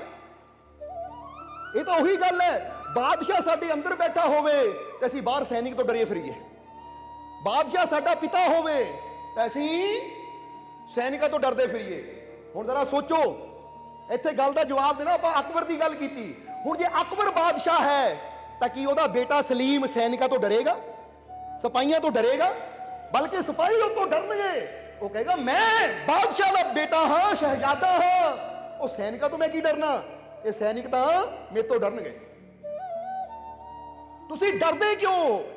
ਤੁਸੀਂ ਇਸ ਲਈ ਡਰਦੇ ਹੋ ਕਿ ਤੁਸੀਂ ਆਪਣੇ ਅੰਦਰ ਹਾਲੇ ਆਪਣੇ ਪਿਤਾ, ਉਹ ਮਾਲਿਕ ਨੂੰ, ਉਹ ਪਰਮਾਤਮਾ ਨੂੰ ਜਾਣਿਆ ਹੀ ਨਹੀਂ ਹੈ, ਉਹਨੂੰ ਪਹਿਚਾਣਿਆ ਹੀ ਨਹੀਂ ਹੈ ਕਿ ਮੈਂ ਕਿਸ ਸ਼ਕਤੀਸ਼ਾਲੀ ਬਾਪ ਦਾ ਬੱਚਾ ਹਾਂ। ਇਸ ਲਈ ਅਸੀਂ ਕਿਹਾ ਗੱਲ ਤੁਰਦੇ ਫਿਰਦੇ ਕਹਿੰਦੇ ਰਹੋ ਕਿ that powerful god is my father, ਕਿ ਉਹ ਸ਼ਕਤੀਸ਼ਾਲੀ ਪਰਮਾਤਮਾ, ਉਹ ਸ਼ਕਤੀਸ਼ਾਲੀ ਈਸ਼ਵਰ ਮੇਰਾ ਪਿਤਾ ਹੈ। ਫਿਰ ਮੈਂ ਕਿਉਂ ਡਰਾਂ, ਫਿਰ ਮੈਂ ਕਿਉਂ ਚਿੰਤਾ ਕਰਾਂ? ਕਿਉਂਕਿ ਬਾਦਸ਼ਾਹ ਦੇ ਬੱਚੇ ਵੀ ਡਰ ਸਕਦੇ ਐ ਦੂਸਰੇ ਬਾਦਸ਼ਾਹ ਤੋਂ, ਪਰ ਅਸੀਂ ਉਸ ਬਾਦਸ਼ਾਹ ਦੇ ਬੱਚੇ ਆ ਜਿਹਦੀ ਬਰਾਬਰੀ ਦਾ ਹੋਰ ਕੋਈ ਹੈ ਹੀ ਨਹੀਂ। ਫਿਰ ਅਸੀਂ ਕਿਉਂ ਡਰੀਏ? ਇਹ ਰੱਖੋ ਦਿਲ ਤੇ ਹੱਥ ਕਿ that powerful god is my, that powerful god is my, that powerful god is my. ਉਹ ਸ਼ਕਤੀਸ਼ਾਲੀ ਪਰਮਾਤਮਾ ਮੇਰਾ ਪਿਤਾ ਹੈ, ਉਹ ਸ਼ਕਤੀਸ਼ਾਲੀ ਪਰਮਾਤਮਾ ਮੇਰਾ, ਉਹ ਸ਼ਕਤੀਸ਼ਾਲੀ ਪਰਮਾਤਮਾ ਮੇਰਾ। ਬਸ ਇਹ ਯਕੀਨ ਰੱਖਣਾ ਹੈ। ਤੇ ਯਾਦ ਰੱਖੋ, ਇੰਨਾ ਯਕੀਨ ਰੱਖੋਗੇ ਤਾਂ ਤੁਹਾਡੇ ਮੋੜੇ ਆਉਣ ਵਾਲੀ ਹਰ ਪਰੇਸ਼ਾਨੀ ਤੁਹਾਨੂੰ ਏਦਾਂ ਛੋਟੀ ਲੱਗੇਗੀ। ਕਿਉਂਕਿ ਅਸੀਂ ਆਪਣੀ ਗੱਲ ਦੱਸਦੇ ਹਾਂ ਕਿ ਬਚਪਨ 'ਚ ਜਾਂ ਸ਼ੁਰੂ ਚ ਜਦੋਂ ਕਿਤੇ ਜਾਣਾ ਕੋਈ ਪਰੇਸ਼ਾਨੀ ਆਣੀ ਤਾਂ ਆਪਣੇ ਦਿਲ ਤੇ ਹੱਥ ਰੱਖ ਕੇ ਕਹਿਣਾ ਕਿ ਉਹ ਸ਼ਕਤੀਸ਼ਾਲੀ ਮਾਲਿਕ ਮੇਰੇ ਨਾਲ ਹੈ। ਜਿੱਦਾਂ ਹੀ ਤੁਹਾਨੂੰ ਕਹੀਦਾ ਨਾ ਜਬ ਮੇਰਾ ਮਾਲਿਕ ਮੇਰੇ ਸਾਥ ਹੈ ਤਾਂ ਡਰਨੇ ਕੀ ਕਿਆ। ਜਿੱਦਾਂ ਹੀ ਅਸੀਂ ਦਿਲ ਤੇ ਹੱਥ ਰੱਖ ਕੇ ਸ਼ੁਰੂ ਦੀ ਗੱਲ ਦੱਸਦੇ ਹਾਂ, ਹੁਣ ਤਾਂ ਗੱਲ ਹੀ ਬਹੁਤ ਉੱਪਰ ਚਲੀ ਗਈ ਹੈ। ਕਿਉਂਕਿ ਸ਼ੁਰੂ ਚ ਜਦੋਂ 12-13 ਸਾਲ ਦੀ ਉਮਰ ਹੁੰਦੀ ਸੀ, ਕਿਸੇ ਹਾਲਾਤ ਤੋਂ ਡਰਨਾ ਜਾਂ ਕਿਸੇ ਤਰ੍ਹਾਂ ਦੇ ਹਾਲਾਤ ਸਾਹਮਣੇ ਆ ਜਾਣੇ, ਆਪਣੇ ਦਿਲ ਤੇ ਹੱਥ ਰੱਖ ਕੇ ਕਹਿਣਾ। ਜਦੋਂ ਡਰ ਲੱਗਣਾ, ਦਿਲ ਧੜਕਣਾ, ਅੱਖਾਂ ਬੰਦ ਕਰ ਲੈਣੀਆਂ, ਆਪਣੇ ਆਪ ਨੂੰ ਕਹਿਣਾ ਕਿ ਇਹ ਦਿਲ, ਇਹ ਹਿਰਦਾ ਮੇਰੇ ਮਾਲਿਕ ਦਾ ਘਰ ਹੈ, ਔਰ ਜੇ ਇਸ ਦਿਲ ਦੇ ਵਿੱਚ ਮੇਰਾ ਮਾਲਿਕ ਵਸਦਾ ਹੈ ਤਾਂ ਇੱਥੇ ਡਰ ਕਦੀ ਹੋ ਹੀ ਨਹੀਂ ਸਕਦਾ। ਹੁਣ ਤੁਸੀਂ ਚੈੱਕ ਕਰੋ, ਤੁਹਾਡੇ ਦਿਲ 'ਚ ਡਰ ਰਹਿੰਦਾ ਹੈ ਜਾਂ ਤੁਹਾਡਾ ਮਾਲਿਕ ਰਹਿੰਦਾ ਹੈ? ਤਾਂ ਫਿਰ ਡਰਦੇ ਕਿਉਂ? ਫਿਰ ਕਿਉਂ ਚਿੰਤਾ ਕਰਦੇ ਹੋ? ਮਾੜੀ ਜਿਹੀ ਕੋਈ ਪਰੇਸ਼ਾਨੀ ਆ ਜਾਵੇ ਡਰ ਕੇ ਬਹਿ ਜਾਂਦੇ ਹੋ। ਹਾਏ ਉਹ ਐਡੀ ਪਰੇਸ਼ਾਨੀ ਆ ਗਈ, ਐਡੀ ਪਰੇਸ਼ਾਨੀ ਕਹਿ ਦਿੰਦੇ ਆ, ਐਡੀ ਪਰੇਸ਼ਾਨੀ, ਹਾਲਾਂਕਿ ਹੁੰਦੀ ਕੁਝ ਵੀ ਨਹੀਂ ਹੈ। ਬਹੁਤ ਬੜੀ ਪਰੇਸ਼ਾਨੀ, ਕਈ ਵਾਰ ਦੇਖਿਆ ਹੈ ਮਾਲਕੋ, ਬਹੁਤ ਬੜੀ ਪਰੇਸ਼ਾਨੀ ਹੈ। ਜਦੋਂ ਸੁਣੀਦਾ ਤਾਂ ਇਹ ਕਹਿੰਦੇ ਬਹੁਤ ਬੜੀ ਹੈ। ਇਹਦੇ ਨਾਲ ਵੀ ਬੜੀਆਂ ਬੜੀਆਂ ਪਰੇਸ਼ਾਨੀਆਂ ਦੁਨੀਆ ਤੇ ਹੈ, ਕੋਈ ਬੜੀ ਪਰੇਸ਼ਾਨੀ ਨਹੀਂ ਹੈ। ਜਦੋਂ ਅਸੀਂ ਪਰੇਸ਼ਾਨੀ ਨੂੰ ਬੜਾ ਸਮਝਦੇ ਹਾਂ ਤਾਂ ਪਰੇਸ਼ਾਨੀ ਬੜੀ ਲੱਗਦੀ ਹੈ, ਤਾਂ ਜਦੋਂ ਅਸੀਂ ਆਪਣੇ ਮਾਲਿਕ ਦੀ ਰਹਿਮਤ ਨੂੰ ਦੇਖਦੇ ਹਾਂ, ਉਹਦੀ ਰਹਿਮਤ ਨੂੰ ਸਮਝਦੇ ਹਾਂ, ਤਾਂ ਫਿਰ ਹਰ ਚੀਜ਼ ਉਹਦੇ ਸਾਹਮਣੇ ਛੋਟੀ ਲੱਗਦੀ ਹੈ। ਜਿੱਦਾਂ ਹੁਣ ਤੁਸੀਂ ਧਰਤੀ ਨੂੰ ਦੇਖੋ ਤਾਂ ਕਿੱਡੀ ਵੱਡੀ ਲੱਗਦੀ ਹੈ ਕਿ ਨਹੀਂ? ਕਹਿੰਦੇ ਕਿੱਡੀ ਵੱਡੀ ਧਰਤੀ, ਅਰਬਾਂ ਲੋਕ ਇਸ ਧਰਤੀ ਤੇ ਰਹਿੰਦੇ ਆ। ਪਰ ਹੁਣ ਜਦੋਂ ਇਸੇ ਧਰਤੀ ਨੂੰ ਸੂਰਜ ਦੇ ਸਾਹਮਣੇ ਦੇਖੋਗੇ ਨਾ, ਇੱਕ ਤਸਵੀਰ ਨੈਟ ਤੇ ਜਾ ਕੇ ਦੇਖਿਓਗੇ, ਸੂਰਜ ਔਰ ਧਰਤੀ ਦੀ ਤਸਵੀਰ, ਤਾਂ ਤੁਸੀਂ ਦੇਖੋਗੇ ਕਿ ਸੂਰਜ ਦੇ ਸਾਹਮਣੇ ਧਰਤੀ ਨੂੰ ਰੱਖਿਆ ਹੋਵੇ ਤਾਂ ਇੱਕ ਬਿੰਦੀ ਜਿਹੀ ਲੱਗਦੀ ਹੈ, ਜਿਹਦੀ ਵੀ ਹੈ ਨਹੀਂ, ਨਿੱਕੀ ਜਿਹੀ ਧਰਤੀ ਲੱਗਦੀ ਹੈ ਸੂਰਜ ਦੇ ਸਾਹਮਣੇ। ਉੱਥੇ ਪਤਾ ਲੱਗਦਾ ਕਿ ਜਿਹੜੀ ਧਰਤੀ ਐਡੀ ਵੱਡੀ ਲੱਗਦੀ ਹੈ, ਜਦੋਂ ਸੂਰਜ ਦੇ ਸਾਹਮਣੇ ਜਾਂਦੀ ਹੈ ਤਾਂ ਬੜੀ ਛੋਟੀ ਜਿਹੀ ਲੱਗਦੀ, ਜਿਹੜਾ ਰਾਈ ਦਾ ਦਾਣਾ ਹੁੰਦਾ ਹੈ। ਰਾਈ ਦਾ ਦਾਣਾ ਦੇਖਿਆ ਕਦੀ? ਨਿੱਕਾ ਜਿਹਾ ਹੁੰਦਾ ਹੈ। ਇਹਨੂੰ ਇਦਾਂ ਹੀ ਸਮਝ ਲਓ, ਇਦਾਂ ਸਮਝ ਲਓ ਕਿ ਹਦਵਾਣੇ ਦੇ ਸਾਹਮਣੇ ਰਾਈ ਦਾ ਦਾਣਾ ਰੱਖ ਦਿਓ ਤੁਸੀਂ। ਹਦਵਾਣਾ ਸਮਝਦੇ ਹੋ? ਵਾਟਰਮੈਲਨ, ਉਹਦੇ ਸਾਹਮਣੇ ਰਾਈ ਦਾ ਦਾਣਾ ਰੱਖ ਦਿਓ। ਫਿਰ ਦੇਖੋ ਆਹ ਹਦਵਾਣਾ ਸੂਰਜ ਹੈ ਔਰ ਆਹ ਰਾਈ ਦੀ ਦਾਣਾ ਸਾਡੀ ਪ੍ਰਿਥਵੀ ਹੈ। ਹੁਣ ਬੰਦਾ ਸੋਚੇ, ਜਿਹੜੀ ਪ੍ਰਿਥਵੀ ਨੂੰ ਮੈਂ ਐਡਾ ਵੱਡਾ ਸਮਝਦਾ ਹਾਂ, ਸੂਰਜ ਸਾਹਮਣੇ ਤਾਂ ਇਹ ਇੰਨੀ ਕੁ ਹੈ, ਤਾਂ ਜਿਹੜੀ ਸਮੱਸਿਆ ਨੂੰ ਮੈਂ ਐਡੀ ਵੱਡੀ ਸਮਝਦਾ ਹਾਂ, ਉਹ ਮੇਰੇ ਮਾਲਿਕ ਦੀ ਰਹਿਮਤ ਸਾਹਮਣੇ ਤਾਂ ਇਹ ਇੰਨੀ ਕੁ ਹੈ। ਫਿਰ ਮੈਂ ਕਿਉਂ ਡਰਾਂ? ਸਮਝ ਗਿਆ ਕਿ ਨਹੀਂ? ਅੱਜ ਤੋਂ ਡਰਨਾ ਬੰਦ ਕਰੋ, ਕਿਉਂਕਿ ਫਿਰ ਕਵਾਂਗੇ ਜਿਹੜੇ ਹਜ਼ੂਰ ਕਾਤਲਾਂ ਦੀ ਤਕਲੀਫ ਦੇਖ ਕੇ, ਉਹਨਾਂ ਦਾ ਦੁੱਖ ਦੇਖ ਕੇ ਉਹਦੀ ਮਦਦ ਵਾਸਤੇ ਆ ਸਕਦੇ ਐ, ਫਿਰ ਤੁਸੀਂ ਤਾਂ ਆਸ਼ਕੇ ਸਾਹਿਬ ਹੋ, ਆਸ਼ਕੇ ਕਾਦਰ ਹੋ, ਤੁਹਾਨੂੰ ਡਰਨ ਦੀ ਕੀ ਲੋੜ? ਤੁਹਾਨੂੰ ਫਿਕਰ ਕਰਨ ਦੀ ਕੀ ਲੋੜ? ਜਰਾ ਵਿਸ਼ਵਾਸ ਨਾਲ ਯਾਦ ਤਾਂ ਕਰਕੇ ਦੇਖੋ। ਹੁਣ ਦੱਸਿਆ ਨਾ ਜੀਵ ਨੇ, ਮਾਲਕੋ ਕਈ ਮਹੀਨਿਆਂ ਤੋਂ ਦਵਾਈ ਖਾ ਰਹੀ ਸੀ, ਫਿਰ ਫਰਿਆਦ ਕੀਤੀ ਤਾਂ ਰਾਤ ਨੂੰ ਸੁਪਨੇ 'ਚ ਆ ਕੇ ਸਿਰ ਤੇ ਹੱਥ ਰੱਖਿਆ ਤਾਂ ਮੇਰੇ ਸਾਰੇ ਦੁੱਖ ਦੂਰ ਹੋ ਗਏ, ਉਦੋਂ ਦੀ ਦਵਾਈ ਛੱਡੀ ਹੋਈ ਹੈ, ਮੈਂ ਠੀਕ ਹਾਂ ਹੁਣ। ਇੱਕ ਵਾਰ ਪ੍ਰੇਮ ਨਾਲ ਯਾਦ ਤਾਂ ਕਰੋ, ਪ੍ਰੇਮ ਨਾਲ ਬੁਲਾਓ ਤਾਂ ਸਹੀ, ਵਿਸ਼ਵਾਸ ਤਾਂ ਰੱਖੋ। ਕਿਉਂ ਨਹੀਂ ਉਹਦੀ ਰਹਿਮਤ ਤੁਹਾਡੇ ਤੱਕ ਪਹੁੰਚੇਗੀ? ਕਿਉਂਕਿ ਆਸ਼ਕਾਂ ਤੱਕ ਤਾਂ ਆਪ ਦੌੜ ਕੇ ਆਉਂਦਾ ਹੈ। ਤਾਂ ਹੀ ਕਹਿੰਦੇ ਨਾ, ਚਰਨ ਸ਼ਰਨ ਗੁਰੂ ਏਕ ਪੈਂਡਾ, ਜਾਈ ਚਲ ਸਤਿਗੁਰ ਕੋਟ ਪੈਂਡਾ। ਆਗੇ ਹੋਏ ਲੇਟ ਹੈ, ਤੂੰ ਵਿਸ਼ਵਾਸ ਨਾਲ ਇੱਕ ਕਦਮ ਤਾਂ ਵਧਾ ਆਪਣੇ ਮਾਲਿਕ ਦੀ ਤਰਫ। ਉਹ ਮਾਲਿਕ ਹਜ਼ਾਰਾਂ ਕਦਮ ਦੌੜ ਕੇ ਚੱਲ ਕੇ ਆਏਗਾ ਕਿ ਮੇਰਾ ਬੱਚਾ ਮੇਰੀ ਤਰਫ ਆ ਰਿਹਾ ਹੈ, ਤੇ ਇਸ ਤੋਂ ਪਹਿਲਾਂ ਉਹ ਮੇਰੇ ਤੱਕ ਪਹੁੰਚੇ, ਮੈਂ ਉਹ ਤੱਕ ਪਹੁੰਚ ਕੇ ਉਹਨੂੰ ਗੱਲ ਨਾ ਲਾ ਲਵਾਂ। ਇਹੀ ਤਾਂ ਮਹਿਬੂਬ ਔਰ ਆਸ਼ਿਕ ਦੀ ਮੁਹੱਬਤ ਦੀ ਇੱਕ ਨਿਸ਼ਾਨੀ ਹੁੰਦੀ ਹੈ। ਸਮਝ ਆ ਰਹੀ ਹੈ ਕਿ ਨਹੀਂ? ਪਰ ਬੰਦੇ ਦਾ ਇਸ਼ਕ ਪਤਾ ਕਿੱਦਾਂ ਦਾ ਹੁੰਦਾ ਹੈ? ਜਦ ਤੱਕ ਸਭ ਕੁਝ ਠੀਕ ਹੈ, ਬੜਾ ਪਿਆਰ, ਬਹੁਤ ਪਿਆਰ ਹੈ, ਆਈ ਲਵ ਯੂ ਮਾਲਿਕ ਜੀ, ਬਹੁਤ ਪਿਆਰ ਕਰਦਾ ਤੁਹਾਨੂੰ। ਪਰ ਜਿੱਦਾਂ ਤਕਲੀਫ ਆਈ, ਲੈ ਆਹ ਦੁੱਖ ਆ ਗਿਆ, ਮਾਲਕਾਂ ਨੇ ਸੁਣੀ ਨਹੀਂ ਮੇਰੀ, ਹੈ ਨਹੀਂ ਮਾਲਕੋ ਤੁਸੀਂ ਮੈਨੂੰ ਪਿਆਰ ਨਹੀਂ ਕਰਦੇ। ਕਈ ਵਾਰ ਅਜੀਬ ਕਹਿ ਦਿੰਦੇ ਇਹ ਪਿਆਰ ਛਿਨ ਚੜੇ ਛਿਨ ਉਤਰੇ, ਜੇ ਤੋਂ ਪ੍ਰੇਮ ਨਾ ਹੋਏ। ਇੱਕ ਪਲ ਚੜ ਗਿਆ ਇੱਕ ਪਲ ਉਤਰ ਗਿਆ, ਨੂੰ ਪਿਆਰ ਕਹਿੰਦੇ ਆ ਅਸੀਂ। ਪ੍ਰੇਮ ਕਿਹਨੂੰ ਕਿਹਾ ਜਾਂਦਾ? ਆਟ ਪ੍ਰੇਮ ਪਿੰਜਰ ਵਸੇ, ਪ੍ਰੇਮ ਕਹਾਵੇ ਸੋਏ। ਪ੍ਰੇਮ ਉਹਨੂੰ ਕਿਹਾ ਜਾਂਦਾ ਜਿਹੜਾ ਲੂ ਵਿੱਚ ਪਿੰਜਰ ਵਿੱਚ ਵਸ ਜਾਵੇ, ਕਿ ਚਮੜੀ ਤੋਂ ਉਤਰ ਜਾਵੇ ਪਰ ਪ੍ਰੇਮ ਦਾ ਰੰਗ ਨਾ ਉਤਰੇ। ਉਹਨੂੰ ਕਹਿੰਦੇ ਅਸਲੀ ਇਸ਼ਕ। ਇਸ ਲਈ ਭਗਤ ਕਬੀਰ ਜੀ ਕਹਿੰਦੇ ਆ, ਇੱਕ ਪਲ ਉਤਰ ਗਿਆ ਇੱਕ ਪਲ ਚੜ ਗਿਆ। ਤੁਸੀਂ ਦੇਖਿਆ ਨਾ, ਸੋਚ ਕੇ ਦੇਖੋ, ਜਿਹਨੂੰ ਤੁਸੀਂ ਪ੍ਰੇਮ ਕਹਿੰਦੇ ਹੋ। ਸਵੇਰੇ ਬੰਦਾ ਆਪਣੇ ਪਿਆਰੇ ਨੂੰ ਕਹੇਗਾ ਮੈਂ ਤੈਨੂੰ ਬਹੁਤ ਪਿਆਰ ਕਰਦਾ, ਰਹਿ ਨਹੀਂ ਸਕਦਾ। ਦੁਪਹਿਰ ਨੂੰ ਪਤਾ ਲੱਗ ਜਾਵੇ ਦੀ ਗੱਲ ਕਿਤੇ ਹੋਰ ਹੁੰਦੀ, ਸ਼ਾਮ ਨੂੰ ਮੈਂ ਤੇਰੀ ਸ਼ਕਲ ਨਹੀਂ ਦੇਖਣੀ, ਦੌੜ ਜਾ। ਬੜਾ ਵੀ ਖਤਰਨਾਕ ਪ੍ਰੇਮ ਸੀ। ਸਵੇਰੇ ਤਾਂ ਰਹਿ ਨਹੀਂ ਸਕਦਾ ਸੀ ਔਰ ਸ਼ਾਮ ਨੂੰ ਰਹਿਣਾ ਵੀ ਸਿੱਖ ਲਿਆ। ਇਹ 12 ਘੰਟਿਆਂ 'ਚ ਹੀ ਬਦਲ ਗਿਆ ਤੇਰਾ ਪ੍ਰੇਮ। ਇਹਨੂੰ ਪ੍ਰੇਮ ਕਹਿੰਦੇ ਆ ਅਸੀਂ। ਤਾਂ ਹੀ ਤਾਂ ਪ੍ਰੇਮ ਅੱਜ ਇਨਸਾਨ ਉਹਨੂੰ ਕਹਿੰਦਾ ਹੈ ਕਿ ਜਿਹੜਾ ਪਲ ਚੜ ਗਿਆ ਤਾਂ ਪਲ ਉਤਰ ਗਿਆ। ਸਮਝਦੇ ਹੋ ਕਿ ਨਹੀਂ? ਇਹ ਪ੍ਰੇਮ ਨਹੀਂ ਹੁੰਦਾ। ਪ੍ਰੇਮ ਤਾਂ ਇੱਕ ਵਾਰ ਹੁੰਦਾ ਹੈ ਤਾਂ ਫਿਰ ਇਨਸਾਨ ਦੀ ਬੋਟੀ ਕੱਢ ਦਿੱਤੀ ਜਾਵੇ, ਚਮੜੀ ਉਤਾਰ ਦਿੱਤੀ ਜਾਵੇ, ਗਰਦਨ ਉਤਾਰ ਦਿੱਤੀ ਜਾਵੇ, ਤਾਂ ਵੀ ਪ੍ਰੇਮ ਦਾ ਰੰਗ ਨਹੀਂ ਉਤਰਦਾ। ਬੰਦਾ ਕਹਿੰਦਾ ਰਹਿਣਾ ਉਹਦਾ ਹੀ ਹੈ, ਚਾਹੇ ਰੱਖ ਲਓ ਚਾਹੇ ਮਾਰ ਦਿਓ। ਇਹ ਇਸ਼ਕ ਨਹੀਂ ਡਰਦਾ ਮੌਤ ਕੋਲੋਂ, ਭਾਵੇਂ ਸੂਲੀ ਚੜਨਾ ਪੈ ਜਾਵੇ, ਚੜਾ ਦਿਓ ਮੈਨੂੰ ਸੂਲੀ। ਪਰ ਜਿਹੜਾ ਮੇਰੇ ਦਿਲ ਦੇ ਵਿੱਚ ਇਸ਼ਕ ਬੈਠ ਚੁੱਕਾ ਹੈ ਆਪਣੇ ਮੁਰਸ਼ਦ ਦਾ, ਆਪਣੇ ਮਾਲਿਕ ਦਾ, ਉਹ ਇਸ਼ਕ ਨੂੰ ਤੁਸੀਂ ਮੇਰੇ ਅੰਦਰੋਂ ਕੱਢ ਨਹੀਂ ਸਕਦੇ। ਤੁਸੀਂ ਮੇਰੀ ਰੂਹ ਨੂੰ ਮੇਰੇ ਜਿਸਮ ਤੋਂ ਜੁਦਾ ਕਰ ਸਕਦੇ ਹੋ, ਪਰ ਮੇਰੇ ਮੁਰਸ਼ਦ ਨੂੰ, ਮੇਰੇ ਮਹਿਬੂਬ ਨੂੰ ਮੇਰੇ ਦਿਲ ਤੋਂ ਜੁਦਾ ਨਹੀਂ ਕਰ ਸਕਦੇ। ਕਿ ਰੂਹ ਨੂੰ ਜੁਦਾ ਕਰਨ ਵਾਸਤੇ ਕੀ ਹੈ? ਗੋਲੀ ਮਾਰਦੇ ਹੋ ਗਈ ਜੁਦਾ, ਤੀਰ ਚਲਾ ਦਿਓ ਲੱਗਿਆ ਤੀਰ, ਹੋ ਗਈ ਜੁਦਾ। ਰੂਹ ਨੂੰ ਜੁਦਾ ਕੀਤਾ ਜਾ ਸਕਦਾ ਹੈ, ਪਰ ਆਸ਼ਕਾਂ ਦੇ ਦਿਲ ਚੋਂ ਉਹਦੇ ਮਹਿਬੂਬ ਨੂੰ ਦੂਰ ਨਹੀਂ ਕੀਤਾ ਜਾ ਸਕਦਾ। ਉਹ ਜੀਂਦੇ ਵੀ ਉਹਦੀ ਇਸ਼ਕ ਦੇ ਵਿੱਚ ਹੈ ਤਾਂ ਮਰਦੇ ਵੀ ਉਹਦੇ ਇਸ਼ਕ ਵਿੱਚ ਹੈ। ਹੁਣ ਆਪਣੇ ਦਿਲ ਤੇ ਹੱਥ ਰੱਖ ਕੇ ਚੈੱਕ ਕਰੋ ਕਿ ਸੱਚਾ ਇਸ਼ਕ ਹੈ ਜਾਂ ਉਤਰਨ ਚੜਨ ਵਾਲਾ ਹੀ ਹੈ। ਦੱਸ ਦਿਓ ਜਰਾ, ਜਵਾਬ ਦੇ ਦਿਓ। ਸੱਚਾ ਹੈ? ਪੱਕਾ ਰੰਗ ਹੈ? ਸੱਚੀ ਗੱਲ ਹੈ? ਕੋਈ ਨਹੀਂ, ਅਜਮਾਵਾਂਗੇ ਕਿਸੇ ਦਿਨ, ਫਿਕਰ ਨਾ ਕਰੋ। ਇਹ ਸਿਰਫ ਤੁਹਾਨੂੰ ਹਸਾਉਣ ਵਾਸਤੇ ਕਿਹਾ ਹੈ, ਕਿਉਂਕਿ ਅਜਮਾਇਆ ਉਹ ਜਾਂਦਾ ਜਿਹਨੂੰ ਸ਼ੰਕਾ ਹੋਵੇ, ਔਰ ਅਸੀਂ ਤਾਂ ਸ਼ੰਕਾ ਤੋਂ ਰਹਿਤ ਹੋ ਕੇ ਆਨੰਦ ਨਾਲ ਭਰਪੂਰ ਹੋ ਚੁੱਕੇ। ਤਾਂ ਵਿਸ਼ਵਾਸ ਹੀ ਵਿਸ਼ਵਾਸ। ਇਸ ਲਈ ਕੋਈ ਸਾਨੂੰ ਕਹੇ ਮਾਲਕੋ ਅਜਮਾ ਲਓ, ਕਿ ਅਸੀਂ ਅਜਮਾਣਾ? ਅਜਮਾਇਸ਼ ਤੋਂ ਬਹੁਤ ਉੱਪਰ ਜਾ ਚੁੱਕੇ ਹਾਂ। ਅਸੀਂ ਖੁਦ ਵਿਸ਼ਵਾਸ ਨਾਲ ਭਰੇ ਹਾਂ, ਇਸ ਲਈ ਤਾਂ ਤੁਹਾਨੂੰ ਵੀ ਵਿਸ਼ਵਾਸ ਨਾਲ ਭਰਦੇ ਹਾਂ। ਖੁਦ ਆਨੰਦ ਨਾਲ ਭਰੇ ਹਾਂ, ਇਸ ਲਈ ਤੁਹਾਨੂੰ ਵੀ ਆਨੰਦ ਨਾਲ ਭਰਦੇ ਹਾਂ। ਸਮਝਦੇ ਹੋ ਕਿ ਨਹੀਂ?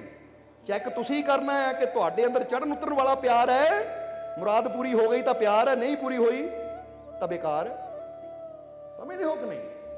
ਪਰ ਜਿਹੜਾ ਵਾਕਈ ਦਿਲੋਂ ਹੋ ਜਾਂਦਾ ਹੈ ਮਾਲਿਕ ਦਾ, ਤਾਂ ਜਰਾ ਸੋਚੋ, ਸ਼ਾਹ ਮਨਸੂਰ ਦਿਲੋਂ ਹੋਇਆ ਸੀ, ਇਸ ਲਈ ਕੰਨ, ਨੱਕ, ਹੋਂਠ, ਹੱਥ ਪੈਰ ਕਟਵਾ ਲਏ ਇਹ, ਪਰ ਫਿਰ ਵੀ ਅੰਤਿਮ ਪਲਾਂ ਤੱਕ ਅੰਦਰੋਂ ਇਹਨਾਂ ਨਾਲ ਹੱਕ ਦੀ ਆਵਾਜ਼ ਆਉਂਦੀ ਰਹੀ ਕਿ ਤੂੰ ਹੀ ਹੱਕ ਹੈ। ਜਰਾ ਸਮਝੋ, ਇਹਨੂੰ ਕਹਿੰਦੇ ਇਸ਼ਕ। ਤਬਰੇਜ਼ ਨੇ ਚਮੜੀ ਲਹਾ ਲਈ, ਪਰ ਫਿਰ ਵੀ ਅੰਦਰੋਂ ਉਹ ਇਸ਼ਕ, ਉਹ ਮੁਹੱਬਤ, ਉਹ ਪ੍ਰੇਮ, ਉਹ ਸ਼ੁਕਰਾਨਾ ਹੀ ਕਰਦੇ ਰਹੇ ਆਪਣੇ ਮਾਲਿਕ ਦਾ ਕਿ ਹਰ ਦੁੱਖ ਝੱਲਿਆ ਉਹਨਾਂ ਆਸ਼ਕਾਂ ਨੇ, ਪਰ ਆਪਣੇ ਮਾਲਿਕ ਤੋਂ 1 ਇੰਚ ਵੀ ਦੂਰ ਨਹੀਂ ਹੋਏ, ਬਲਕਿ ਉਹਨਾਂ ਦਾ ਇਸ਼ਕ ਹੋਰ ਜ਼ਿਆਦਾ ਗੂੜਾ ਹੁੰਦਾ ਚਲਾ ਗਿਆ।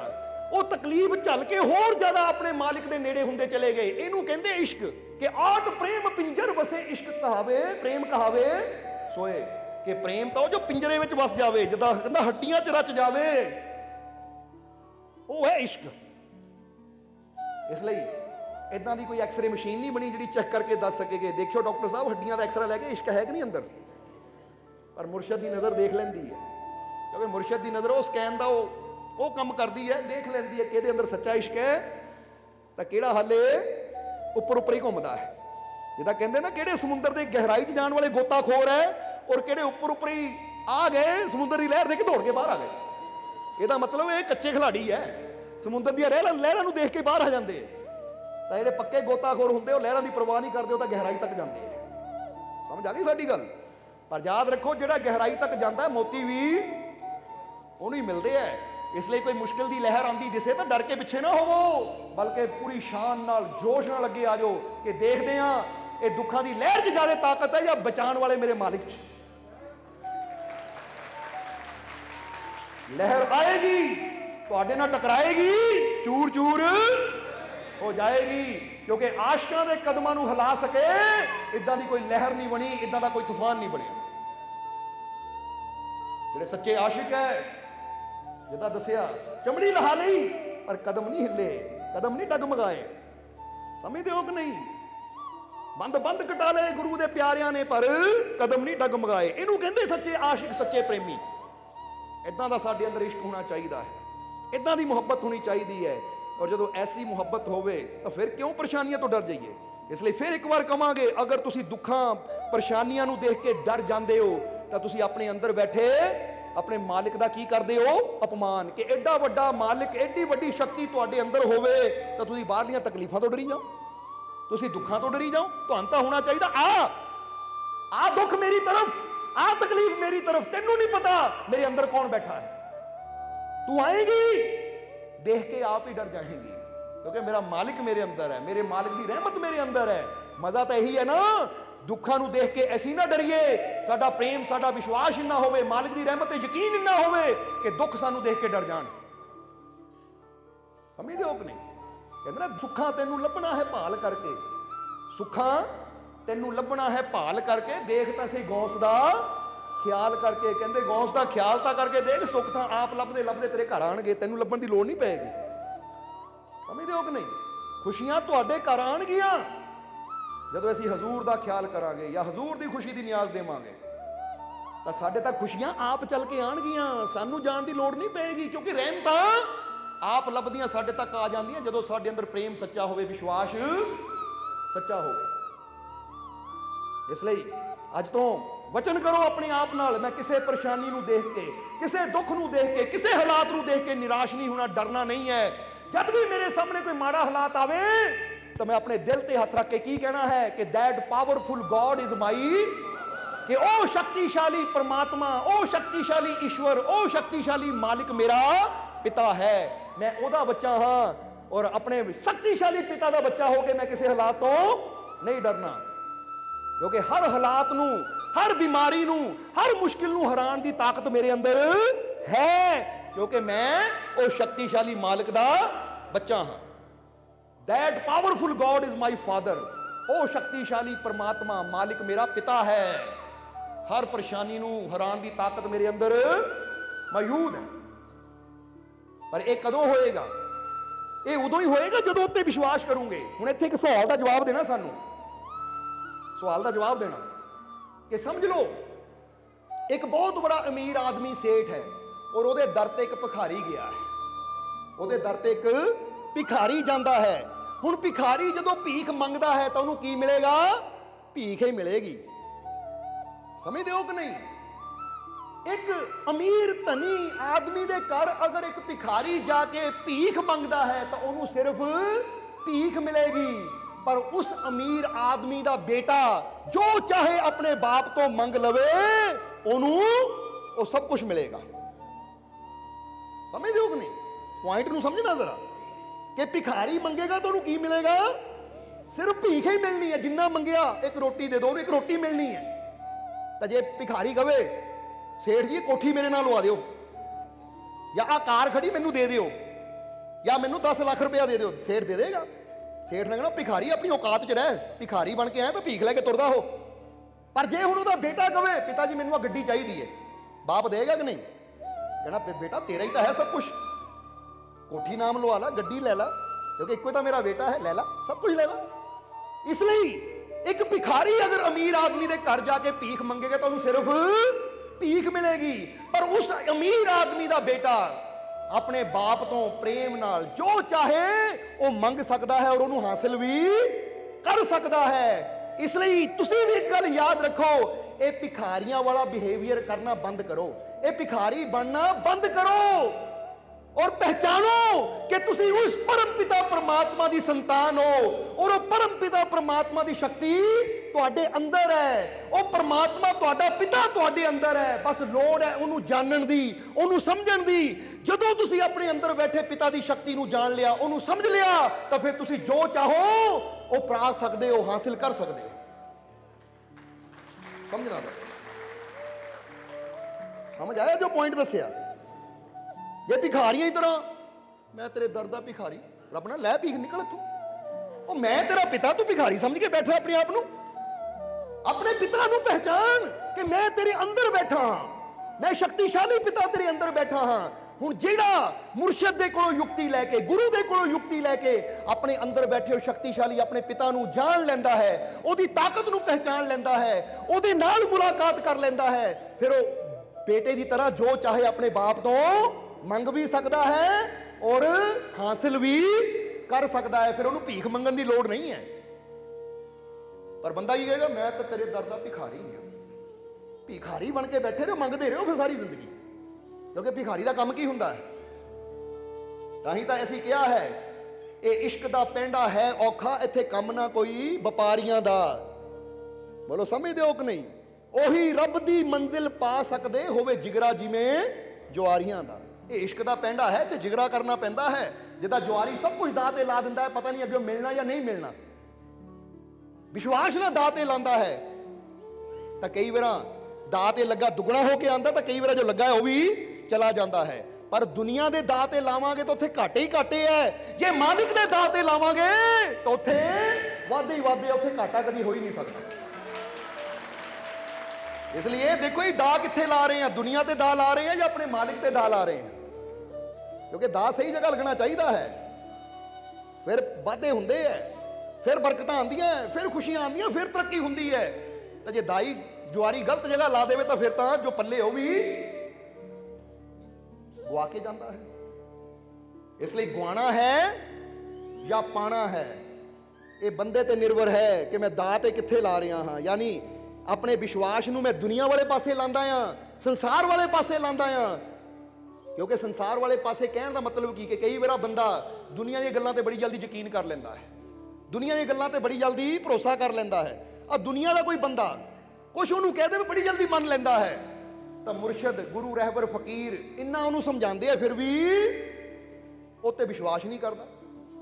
ਜਿੱਦਾਂ ਫਰਜ਼ ਕਰੋ ਇੱਕ ਆਦਮੀ ਆਵੇ, ਔਰਤ ਔਰ ਆਦਮੀ ਆਵੇ, 12 ਸਾਲ ਤੋਂ ਔਲਾਦ ਨਹੀਂ ਹੈ, ਫਕੀਰ ਉਹਦੀ ਝੋਲੀ ਫਲ ਪਾਉਂਦੇ ਕਿ ਜਾਓ ਬੱਚਾ ਹੋਏਗਾ, ਫਲ ਲੈ ਕੇ ਚਲੇ ਗਏ। ਹੁਣ ਵਿਸ਼ਵਾਸ ਹੋਣਾ ਚਾਹੀਦਾ, ਫਕੀਰਾਂ ਨੇ ਵਚਨ ਕਰ ਦਿੱਤਾ ਤਾਂ ਪੂਰਾ ਵੀ ਜ਼ਰੂਰ ਹੋਣਾ ਹੋਏਗਾ। ਪਰ ਬੰਦਾ ਕੀ ਕਹਿੰਦਾ ਹੈ ਅਗਲੀ ਵਾਰ ਨੂੰ ਆ ਕੇ, ਉਹ ਜੀ ਫਲਾਨੀ ਭੂਆ ਕਹਿੰਦੀ ਸੀ ਤੇਰੇ ਨਹੀਂ ਔਲਾਦ ਹੋਣੀ, ਉਹ ਫਲਾਨਾ ਰਿਸ਼ਤੇਦਾਰ ਕਹਿੰਦਾ ਤੂੰ ਨਹੀਂ ਮਾਂ ਬਣਨਾ। ਮਾਲਕੋ ਮੈਂ ਤਾਂ ਪਰੇਸ਼ਾਨ ਹੋ ਗਈ। ਅੱਛਾ ਕਰੀਓ ਯਕੀਨ ਫਿਰ ਭੂਆ ਫੁੱਫੜ ਦੀ ਗੱਲ ਤੇ, ਕਰੀਓ ਯਕੀਨ ਫਿਰ ਆਂਡੀਆਂ ਗੁਆਂਢੀਆਂ ਦੀ ਗੱਲ ਤੇ, ਤੁਹਾਨੂੰ ਤਾਂ ਕਹਿਣਾ ਚਾਹੀਦਾ ਇੱਕ ਬੰਦਾ ਕੀ ਪੂਰੀ ਦੁਨੀਆ ਵੀ ਕਵੇ ਨਹੀਂ ਹੋਣਾ, ਤਾਂ ਜੇ ਮੇਰੇ ਇੱਕ ਮਾਲਿਕ ਨੇ ਵਚਨ ਕਰ ਦਿੱਤਾ ਹੈ ਤਾਂ ਮੈਨੂੰ ਯਕੀਨ ਹੈ ਮੇਰੀ ਝੋਲੀ ਰਹਿਮਤਾਂ ਨਾਲ ਜ਼ਰੂਰ ਭਰੇਗੀ। ਇਹਨੂੰ ਕਹਿੰਦੇ ਵਿਸ਼ਵਾਸ। ਦਾ ਸਹੀ ਲਾਵਾਂਗੇ, ਵਿਸ਼ਵਾਸ ਸਹੀ ਜਗ੍ਹਾ ਰੱਖਾਂਗੇ ਤਾਂ ਖੁਸ਼ੀਆਂ ਆਣਗੀਆਂ, ਤਾਂ ਵਿਸ਼ਵਾਸ ਗਲਤ ਜਗ੍ਹਾ ਰੱਖਾਂਗੇ ਤਾਂ ਫਿਰ ਦੁੱਖ ਹੀ ਆਣਗੇ। ਹੁਣ ਤੁਸੀਂ ਚੈੱਕ ਕਰੋ, ਤੁਸੀਂ ਵਿਸ਼ਵਾਸ ਦੁਨੀਆ ਦੀਆਂ ਗੱਲਾਂ ਤੇ ਕਰਦੇ ਹੋ, ਸੰਸਾਰ ਦੀਆਂ ਗੱਲਾਂ ਤੇ ਕਰਦੇ ਹੋ, ਜਾਂ ਤੁਸੀਂ ਵਿਸ਼ਵਾਸ ਕਰਦੇ ਹੋ ਆਪਣੇ ਮਾਲਿਕ ਦੇ ਵਚਨਾਂ ਤੇ। ਤਾਂ ਹੀ ਕਹਿੰਦੇ ਲਫ਼ਜ਼ੇ ਮੁਰਸ਼ਦ ਹੀਰੇ ਹੈ, ਮਤ ਇਨੇ ਉਛਾਲ ਕੇ ਚੱਲ, ਯਹੀ ਬਦਲेंगे ਤਕਦੀਰ ਤੇਰੀ, ਬਸ ਤੂੰ ਇਨੇ ਸੰਭਾਲ ਕੇ ਚੱਲ। ਮੁਰਸ਼ਦ ਦੇ ਵਚਨਾਂ ਨੂੰ ਸੰਭਾਲ ਕੇ ਚੱਲਣਾ ਆ, ਦੁਨੀਆ ਦੀ ਗੱਲਾਂ ਤੇ ਯਕੀਨ ਨਹੀਂ ਕਰਨਾ। ਮੁਰਸ਼ਦ ਦੇ ਹੀਰੇ ਰੂਪੀ ਜੋ ਵਚਨ ਹੈ ਉਹਨਾਂ ਤੇ ਯਕੀਨ ਕਰਨਾ ਹੈ। ਕਿਉਂਕਿ ਕਈ ਵਾਰ ਦੇਖਿਆ ਬੰਦਾ ਉਹਨਾਂ ਦੀਆਂ ਗੱਲਾਂ ਤੇ ਜਲਦੀ ਯਕੀਨ ਕਰ ਲੈਂਦਾ ਹੈ ਜਿਹੜੇ ਵਹਿਮਾਂ ਭਰਮਾਂ ਚ ਪਾਉਣ ਵਾਲੇ ਹੈ, ਜਿਹੜੇ ਸ਼ਰਾਬੀ ਕਬਾਬੀ ਹੈ, ਨਸ਼ੇ ਕਰਨ ਵਾਲੇ ਹੈ, ਜਿਹੜੇ ਝੂਠ ਬੋਲਣ ਵਾਲੇ, ਝਗੜਾ ਕਰਨ ਵਾਲੇ, ਗਾਲੀਆਂ ਦੇਣ ਵਾਲੇ ਹੈ। ਤਾਂ ਫਕੀਰ ਜਿਹੜੇ ਦਿਨ ਰਾਤ ਆਪਣੇ ਮਾਲਿਕ ਦਾ ਸਿਮਰਨ ਕਰਦੇ ਆ, ਜਿਨ੍ਹਾਂ ਦੀ ਜ਼ੁਬਾਨ ਤੇ ਹਰ ਵੇਲੇ ਆਪਣੇ ਰੱਬ ਦਾ ਨਾਂ ਰਹਿੰਦਾ ਹੈ। ਹੁਣ ਸਾਨੂੰ ਯਕੀਨ ਉਹਨਾਂ ਦੀ ਜ਼ੁਬਾਨ ਤੇ ਕਰਨਾ ਚਾਹੀਦਾ ਕਿ ਜਿਹਦੀ ਜ਼ੁਬਾਨ ਤੇ ਹਰ ਵੇਲੇ ਰੱਬ ਦਾ ਨਾਂ ਹੋਵੇ, ਜਿਹਦੀ ਜ਼ੁਬਾਨ ਤੋਂ ਹਰ ਵੇਲੇ ਭਲਾਈ ਦੀ ਦੁਆ ਨਿਕਲਦੀ ਹੈ, ਜਿਹਦੀ ਜ਼ੁਬਾਨ ਤੇ ਕਿਸੇ ਵਾਸਤੇ ਕੋਈ ਬੁਰੀ ਲਫ਼ਜ਼ ਨਹੀਂ ਹੈ, ਭਾਵਨਾ ਨਹੀਂ ਹੈ, ਉਹਦੀ ਜ਼ੁਬਾਨ ਤੋਂ ਨਿਕਲੀ ਹੋਈ ਗੱਲ ਪੂਰੀ ਹੋਣੀ ਹੈ ਜਾਂ ਸ਼ਰਾਬੀਆਂ ਦੀ, ਜਾਂ ਉਹਨਾਂ ਦੀ ਜਿਹੜੇ ਪਲ ਪਲ ਗੱਲਾਂ ਨਾਲ ਗਾਲਾਂ ਕੱਢਦੇ। ਇਹ ਬੰਦੇ ਦੀ ਸਮਝ ਹੋਣੀ ਚਾਹੀਦੀ ਹੈ ਕਿ ਮੈਂ ਆਪਣੇ ਮਾਲਿਕ ਦੇ ਵਚਨਾਂ ਤੇ ਵਿਸ਼ਵਾਸ ਰੱਖਣਾ ਹੈ, ਆਪਣੇ ਮਾਲਿਕ ਦੇ ਵਚਨਾਂ ਤੇ ਯਕੀਨ ਰੱਖਣਾ ਹੈ। ਜੇ ਮੈਨੂੰ ਯਕੀਨ ਹੈ ਆਪਣੇ ਮਾਲਿਕ ਦੇ ਵਚਨਾਂ ਤੇ ਤਾਂ ਪੂਰੀ ਦੁਨੀਆ ਮਿਲ ਕੇ ਜ਼ੋਰ ਲਾ ਲਾਵੇ, ਤਾਂ ਜੋ ਮੇਰੇ ਮਾਲਿਕ ਦਾ ਵਚਨ ਹੈ ਉਹ ਪੂਰਾ ਹੋ ਕੇ ਰਹੇਗਾ। ਲੈ ਚੈੱਕ ਕਰੋ ਤੁਹਾਡਾ ਦਾਅ ਕਿੱਥੇ ਲੱਗਾ ਹੋਇਆ ਹੈ, ਦੁਨੀਆ ਵਾਲੇ ਪਾਸੇ ਜਾਂ ਆਪਣੇ ਮਾਲਿਕ ਵਾਲੇ ਪਾਸੇ। ਸਿਰਫ ਕਹਿਣਾ ਨਹੀਂ ਹੈ, ਕਿਉਂਕਿ ਇੱਕ ਗੱਲ ਦੱਸ ਦਈਏ ਇੱਥੇ, ਇੱਕ ਨੁਕਤਾ ਥੋੜਾ ਦੱਸ ਦਈਏ ਕਿ ਜੇ ਗੁਰੂ ਦੇ ਬਚਨਾਂ ਨੂੰ ਸੁਣਨਾ ਹੈ ਨਾ ਤਾਂ ਅਰਜੁਨ ਦੀ ਤਰ੍ਹਾਂ ਨਾ ਸੁਣਿਓ, ਜਨਕ ਦੀ ਤਰ੍ਹਾਂ ਸੁਣਿਓ। ਕਿਹਦੀ ਤਰ੍ਹਾਂ? ਰਾਜਾ ਜਨਕ ਦੀ ਤਰ੍ਹਾਂ। ਕਿਉਂਕਿ ਅਰਜੁਨ ਨੇ ਵੀ ਸੁਣਿਆ ਸੀ ਮਹਾਭਾਰਤ ਦੇ ਮੈਦਾਨ ਅੰਦਰ ਸ਼੍ਰੀ ਕ੍ਰਿਸ਼ਨ ਨੇ ਪੂਰੀ ਗੀਤਾ ਉਹਨੂੰ ਸਮਝਾਈ, ਪਰ ਅਰਜੁਨ ਸ਼ੰਕਾ ਨਾਲ ਇੰਨਾ ਭਰਿਆ ਸੀ ਕਿ ਸ਼੍ਰੀ ਕ੍ਰਿਸ਼ਨ ਸਮਝਾਉਂਦੇ ਸੀ, ਅੱਗੇ ਸਵਾਲ ਖੜਾ ਕਰ ਦਿੰਦਾ ਸੀ, ਉਹ ਸਮਝਾਉਂਦੇ ਸੀ, ਸਵਾਲ ਖੜਾ ਕਰ ਦਿੰਦਾ ਸੀ। 18 ਅਧਿਆਏ ਅਰਜੁਨ ਨੂੰ ਸਮਝਾਉਣ ਤੇ ਸ਼੍ਰੀ ਕ੍ਰਿਸ਼ਨ ਨੇ ਲਾਏ, ਫਿਰ ਵੀ ਯਕੀਨ ਨਾ ਹੋਇਆ। ਯਕੀਨ ਕਦੋਂ ਕੀਤਾ? ਮੈਨੂੰ ਪਹਿਲਾਂ ਵਿਰਾਟ ਰੂਪ ਦਿਖਾਓ। ਵਿਰਾਟ ਰੂਪ ਦੇਖ ਵੀ ਲਿਆ, ਫਿਰ ਵੀ ਅਰਜੁਨ ਨੇ ਕੀ ਕੀਤਾ? ਸਿਰਫ ਉਹਨੂੰ ਦੇਖਿਆ, ਦਿਲ 'ਚ ਨਹੀਂ ਵਸਾਇਆ। ਕਿਉਂਕਿ ਮਹਾਭਾਰਤ ਹੀ ਦੱਸਦੀ ਹੈ, ਪੜ੍ਹ ਕੇ ਦੇਖਣਾ, ਮਹਾਭਾਰਤ ਦੀਆਂ ਅੰਤਿਮ ਲਾਈਨਾਂ ਕੀ ਕਹਿੰਦੀਆਂ ਹੈ ਕਿ ਜਦੋਂ ਪੰਜੇ ਪਾਂਡਵ ਸਹਿ ਸ਼ਰੀਰ ਯਾਨੀ ਸ਼ਰੀਰ ਸਮੇਤ ਸਵਰਗ ਜਾਣ ਲੱਗੇ, ਤਾਂ ਸਿਰਫ ਸਵਰਗ ਵਿੱਚ ਕੌਣ ਪਹੁੰਚਿਆ ਸੀ? ਇੱਕ ਯੁਧਿਸ਼ਟਰ ਔਰ ਦੂਜਾ ਉਹਨਾਂ ਦਾ ਕੁੱਤਾ ਦ੍ਰੋਪਦੀ। ਚਾਰੇ ਪਾਂਡਵ ਰਸਤੇ 'ਚ ਹੀ ਰਹਿ ਗਏ। ਤਾਂ ਹੁਣ ਜ਼ਰਾ ਪੁੱਛੇ ਕੋਈ ਕਿ ਅਰਜੁਨ ਤੂੰ ਤਾਂ ਗੀਤਾ ਪੂਰੀ ਸੁਣੀ ਸੀ, ਤੂੰ ਕਿਉਂ ਨਹੀਂ ਪਹੁੰਚਿਆ ਸਵਰਗ? ਕਿਉਂਕਿ ਅਰਜੁਨ ਨੇ ਸਿਰਫ ਕੰਨਾਂ ਨਾਲ ਸੁਣੀ ਸੀ, ਦਿਲ ਨਾਲ ਨਹੀਂ। ਸੁਣ ਕੇ ਇੱਧਰ ਸੁਣਦਾ ਸੀ, ਬਸ ਸਵਾਲ ਕਰ ਦਿੰਦਾ ਸੀ, ਸ਼ੰਕਾ ਉਠਾਉਂਦਾ ਸੀ। ਜ਼ਰਾ ਹੁਣ ਗੌਰ ਕਰਨਾ, ਅਗਰ ਕਿਤੇ ਸ਼੍ਰੀ ਕ੍ਰਿਸ਼ਨ ਦੇ ਉਹ ਰੂਪ ਨੂੰ ਦਿਲ 'ਚ ਵਸਾ ਲੈਂਦਾ, ਉਹਨਾਂ ਦੇ ਵਚਨਾਂ ਨੂੰ ਦਿਲ 'ਚ ਵਸਾ ਲੈਂਦਾ, ਤਾਂ ਫਿਰ ਸ਼ਾਇਦ ਅਰਜੁਨ ਸਵਰਗ ਕੀ ਪਰਮ ਧਾਮ ਨੂੰ ਪਹੁੰਚ ਜਾਂਦਾ। ਇਸ ਲਈ ਅਸੀਂ ਕਹਿੰਦੇ ਹਾਂ ਕਿ ਸੁਣਨ ਵਾਲਾ ਹੁੰਦਾ ਕਿ ਸੁਣ ਦੇ ਨਾਲ ਨਾਲ ਸ਼ੰਕਾ ਕਰੀ ਜਾਣੀ, ਨਾਲ ਨਾਲ ਸਵਾਲ ਕਰੀ ਜਾਣੇ, ਤੇ ਇੱਕ ਹੁੰਦਾ ਸੁਣਨਾ ਰਾਜਾ ਜਨਕ ਦੀ ਤਰ੍ਹਾਂ, ਕਿ ਜਦੋਂ ਰਾਜਾ ਜਨਕ ਨੇ ਸੁਣਿਆ ਤਾਂ ਇਹਨੂੰ ਕਹਿੰਦੇ ਅਸ਼ਟਾਵਕਰ ਗੀਤਾ। ਜਿੱਦਾਂ ਸ਼੍ਰੀ ਕ੍ਰਿਸ਼ਨ ਦੀ ਗੀਤਾ, ਇਦਾਂ ਹੀ ਅਸ਼ਟਾਵਕਰ ਗੀਤਾ ਵੀ ਹੈ ਜੋ ਰਾਜਾ ਜਨਕ ਦੇ ਗੁਰੂ ਸੀ, ਉਹ ਵੀ ਤੁਸੀਂ ਪੜ੍ਹ ਸਕਦੇ ਹੋ, ਅਸ਼ਟਾਵਕਰ ਗੀਤਾ। ਜਦੋਂ ਹੁਣ ਰਾਜੇ ਜਨਕ ਨੇ ਆਪਣੇ ਗੁਰੂ ਅਸ਼ਟਾਵਕਰ ਨੂੰ ਸੁਣਿਆ ਤਾਂ ਰਾਜੇ ਜਨਕ ਨੇ ਵਿੱਚ ਸਵਾਲ ਨਹੀਂ ਪੁੱਛੇ, ਸਿਰਫ ਪਹਿਲੇ ਹੀ 3 ਸਵਾਲ ਪੁੱਛੇ, ਜਿਨ੍ਹਾਂ ਤੋਂ ਸਾਰੀ ਅਸ਼ਟਾਵਕਰ ਗੀਤਾ ਅੱਗੇ ਚਲੀ। ਸ਼ੁਰੂ 'ਚ ਸਵਾਲ ਪੁੱਛੇ, ਜਰਾ ਗੌਰ ਕਰਨਾ, ਸ਼ੁਰੂ 'ਚ ਹੀ ਉਹਨਾਂ ਨੇ ਕੁਝ ਸਵਾਲ ਪੁੱਛੇ ਕਿ ਮੁਕਤੀ ਨੂੰ ਕਿੱਦਾਂ ਪਾਇਆ ਜਾਵੇ, ਅੰਦਰ ਵੈਰਾਗਿਆ ਕਿੱਦਾਂ ਪੈਦਾ ਹੋਵੇ, ਯਾਨੀ ਇਦਾਂ ਦੇ 3 ਸਵਾਲ ਰਾਜੇ ਜਨਕ ਨੇ ਜਦੋਂ ਪੁੱਛੇ ਤਾਂ ਫਿਰ ਅਸ਼ਟਾਵਕਰ ਸਮਝਾਉਂਦੇ ਗਏ ਤਾਂ ਰਾਜਾ ਜਨਕ ਉਹਨਾਂ ਨੂੰ ਪੀਂਦਾ ਗਿਆ, ਯਾਨੀ ਅੰਦਰ ਵਸਾਂਦਾ ਗਿਆ। ਔਰ ਫਿਰ ਉਹੀ ਰਾਜਾ ਜਨਕ ਨੇ ਉਹ ਸੰਤ ਬਣ ਗਏ, ਜਿਨ੍ਹਾਂ ਬਾਰੇ ਕਿਹਾ ਹੈ ਧੰਨ ਧੰਨ ਰਾਜਾ ਜਨਕ ਹੈ, ਜਿਨ ਸਿਮਰਨ ਕੀਆ ਵਿਵੇਕ, ਏਕ ਘੜੀ ਕੇ ਸਿਮਰਨ ਨੇ ਪਾਪੀ ਤਰੇ ਅਨੇਕ। ਕਿ ਜਦੋਂ ਉਹ ਗਏ ਤਾਂ ਆਪ ਤਾਂ ਤਰੇ, ਆਪਣੇ ਨਾਲ ਲੱਖਾਂ ਪਾਪੀਆਂ ਨੂੰ ਵੀ ਸਵਰਗਾਂ 'ਚ ਲੈ ਗਏ। ਤੇ ਇੱਧਰ ਅਰਜੁਨ ਸੀ, ਉਹ ਇਕੱਲਾ ਹੀ ਆਪ ਹੀ ਨਹੀਂ ਜਾ ਪਾਇਆ, ਤਾਂ ਉਹਨੇ ਹੋਰ ਕਿਸੇ ਨੂੰ ਕੀ ਲਿਜਾਣਾ ਸੀ। ਇਸ ਲਈ ਜਦ ਵੀ ਸੁਣੋ ਅਰਜੁਨ ਦੀ ਤਰ੍ਹਾਂ ਨਾ ਸੁਣੋ, ਜਦ ਵੀ ਸੁਣੋ ਰਾਜੇ ਜਨਕ ਦੀ ਤਰ੍ਹਾਂ ਸੁਣੋ। ਵਿਸ਼ਵਾਸ ਨਾਲ ਸੁਣੋ, ਕਿਉਂਕਿ ਅਰਜੁਨ ਸੁਣਦਾ ਸੀ ਸ਼ੰਕਾ ਦੇ ਨਾਲ, ਅੱਗੇ ਤੋਂ ਅੱਗੇ ਪ੍ਰਸ਼ਨ ਖੜੇ ਕਰੀ ਜਾਂਦਾ ਸੀ, ਵਿਸ਼ਵਾਸ ਨਹੀਂ ਕਰ ਰਿਹਾ ਸੀ। ਤਾਂ ਜਨਕ ਨੇ ਸੁਣਿਆ ਵਿਸ਼ਵਾਸ ਦੇ ਨਾਲ, ਕਿਉਂਕਿ ਸੌਦਾ ਵਿਸ਼ਵਾਸ ਦਾ ਹੈ। ਜਦੋਂ ਅਸੀਂ ਵਿਸ਼ਵਾਸ ਨਾਲ ਸੁਣਦੇ ਹਾਂ ਤਾਂ ਫਿਰ ਸਾਡੇ ਹਿਰਦੇ ਦਾ ਦੁਆਰ ਖੁੱਲਦਾ ਹੈ। ਤਾਂ ਜਦੋਂ ਸ਼ੰਕਾ ਨਾਲ ਸੁਣਦੇ ਹਾਂ ਉਦੋਂ ਕਿਹਦਾ ਦੁਆਰ ਖੁੱਲਦਾ ਹੈ? ਬੁੱਧੀ ਦਾ, ਕਿਉਂਕਿ ਸ਼ੰਕਾ ਕਰਨਾ ਦਿਮਾਗ ਦਾ ਕੰਮ ਹੈ, ਦਿਲ ਦਾ ਨਹੀਂ। ਕਿਉਂਕਿ ਦਿਲ ਨਹੀਂ ਦੇਖਦਾ ਜਾਤ ਪਾਤ ਨੂੰ, ਅਮੀਰ ਗਰੀਬ ਨੂੰ, ਦਿਲ ਨਹੀਂ ਦੇਖਦਾ। ਦਿਲ ਤਾਂ ਬਸ ਪ੍ਰੇਮ ਕਰਨਾ ਜਾਣਦਾ ਹੈ, ਵਿਸ਼ਵਾਸ ਕਰਨਾ ਜਾਣਦਾ ਹੈ। ਸ਼ੰਕਾ, ਨਫ਼ਰਤ, ਕ੍ਰੋਧ, ਇਹ ਤਾਂ ਸਭ ਕੁਝ ਇੱਥੇ ਚੱਲਦਾ ਹੈ ਇਨਸਾਨ ਦੇ ਬ੍ਰੇਨ ਅੰਦਰ। ਹੁਣ ਤੁਸੀਂ ਕਿਹਦੇ ਨਾਲ ਸੁਣ ਰਹੇ ਹੋ? ਦਿਮਾਗ ਨਾਲ ਜਾਂ ਵਿਸ਼ਵਾਸ ਨਾਲ, ਪ੍ਰੇਮ ਨਾਲ? ਅਗਰ ਇੱਥੋਂ ਸੁਣੋਗੇ ਦਰਵਾਜ਼ਾ ਖੁੱਲੇਗਾ ਵੀ ਔਰ ਰਹਿਮਤ ਹੋਏਗੀ ਵੀ। ਇਸ ਲਈ ਜਦ ਵੀ ਸੁਣੋ ਇਹਦੀ ਤਰ੍ਹਾਂ, ਅਰਜੁਨ ਦੀ ਤਰ੍ਹਾਂ ਨਹੀਂ, ਰਾਜੇ ਜਨਕ ਦੀ ਤਰ੍ਹਾਂ। ਰਾਜੇ ਜਨਕ ਦੀ ਤਰ੍ਹਾਂ ਸੁਣਾਂਗੇ ਤਾਂ ਫਿਰ ਅਸੀਂ ਵੀ ਉਸ ਮੰਜ਼ਿਲ ਨੂੰ ਪਹੁੰਚਾਂਗੇ ਕਿ ਆਪ ਤਾਂ ਤਰਾਂਗੇ ਹੀ, ਆਪਣੇ ਨਾਲ ਬਾਕੀਆਂ ਨੂੰ ਵੀ ਤਾਰ ਦੇਵਾਂਗੇ। ਆਪ ਤਾਂ ਆਨੰਦ ਤੱਕ ਪਹੁੰਚਾਂਗੇ ਹੀ, ਆਪਣੇ ਨਾਲ ਨਾਲ ਬਾਕੀਆਂ ਦੇ ਜੀਵਨ 'ਚ ਵੀ ਆਨੰਦ ਭਰਦੇ ਚਲੇ ਜਾਵਾਂਗੇ। ਇਸ ਲਈ ਜਦ ਵੀ ਸੁਣੋ ਵਿਸ਼ਵਾਸ ਨਾਲ ਸੁਣੋ, ਕਿਉਂਕਿ ਫਿਰ ਇੱਕ ਵਾਰ ਦੱਸਾਂਗੇ ਰਾਜੇ ਜਨਕ ਨੇ ਸਵਾਲ ਕੀਤੇ, ਪਰ ਸ਼ੁਰੂਆਤ 'ਚ ਹੀ ਕਿ ਮਹਾਰਾਜ ਇਹਦੇ ਬਾਰੇ ਦੱਸੋ। ਪਰ ਉਸ ਤੋਂ ਬਾਅਦ ਜਦੋਂ ਉਹਨਾਂ ਨੇ ਸਮਝਾਉਣਾ ਸ਼ੁਰੂ ਕੀਤਾ ਤਾਂ ਫਿਰ ਇੱਕ ਵੀ ਕੁਐਸਚਨ ਵਿੱਚ ਨਹੀਂ ਰਾਜੇ ਜਨਕ ਨੇ ਪੁੱਛਿਆ, ਤੇ ਤਾਂ ਸੁਣਦਾ ਹੀ ਗਿਆ, ਸੁਣਦਾ ਹੀ ਗਿਆ। ਕਿਉਂਕਿ ਪਤਾ ਹੈ ਗੁਰੂ ਤੋਂ ਕੁਝ ਹਾਸਿਲ ਕਰਨਾ ਹੈ ਤਾਂ ਸੁਣੋ, ਕਿਉਂਕਿ ਸੁਣ ਕੇ ਹੀ ਅਸੀਂ ਹਾਸਿਲ ਕਰ ਸਕਦੇ। ਆਪਣਾ ਹੀ ਬੋਲੀ ਜਾਵਾਂਗੇ, ਆਪਣਾ ਮਨ ਨਹੀਂ ਜੋ ਅੰਦਰ ਚੱਲ ਰਿਹਾ ਉਹੀ ਰੌਲਾ ਪਾਈ ਜਾਵਾਂਗੇ ਤਾਂ ਗੁਰੂ ਦੀ ਕਦੋਂ ਸੁਣਾਂਗੇ? ਔਰ ਜੇ ਗੁਰੂ ਦੀ ਨਹੀਂ ਸੁਣਾਂਗੇ ਤਾਂ ਸਾਡੇ ਜੀਵਨ 'ਚ ਬਦਲਾਵ ਕਿੱਦਾਂ ਆਏਗਾ? ਸਮਝ ਆ ਰਹੀ ਹੈ? ਇਸ ਲਈ ਆਪਣੇ ਅੰਦਰ ਪ੍ਰੇਮ ਰੱਖੋ, ਆਪਣੇ ਅੰਦਰ ਵਿਸ਼ਵਾਸ ਰੱਖੋ, ਕਿਉਂਕਿ ਜੋ ਵਿਸ਼ਵਾਸ ਨਾਲ ਉਹਦਾ ਹੋ ਗਿਆ, ਪ੍ਰੇਮ ਨਾਲ ਉਹਦਾ ਹੋ ਗਿਆ, ਤਾਂ ਫਿਰ ਉਹਦੀ ਰਹਿਮਤ ਵੀ ਉਸ ਇਨਸਾਨ ਤੱਕ ਜ਼ਰੂਰ ਪਹੁੰਚ ਜਾਂਦੀ ਹੈ। ਇਸ ਲਈ ਭਿਖਾਰੀਆਂ ਵਾਲਾ ਬਿਹੇਵੀਅਰ ਨਹੀਂ ਕਰਨਾ।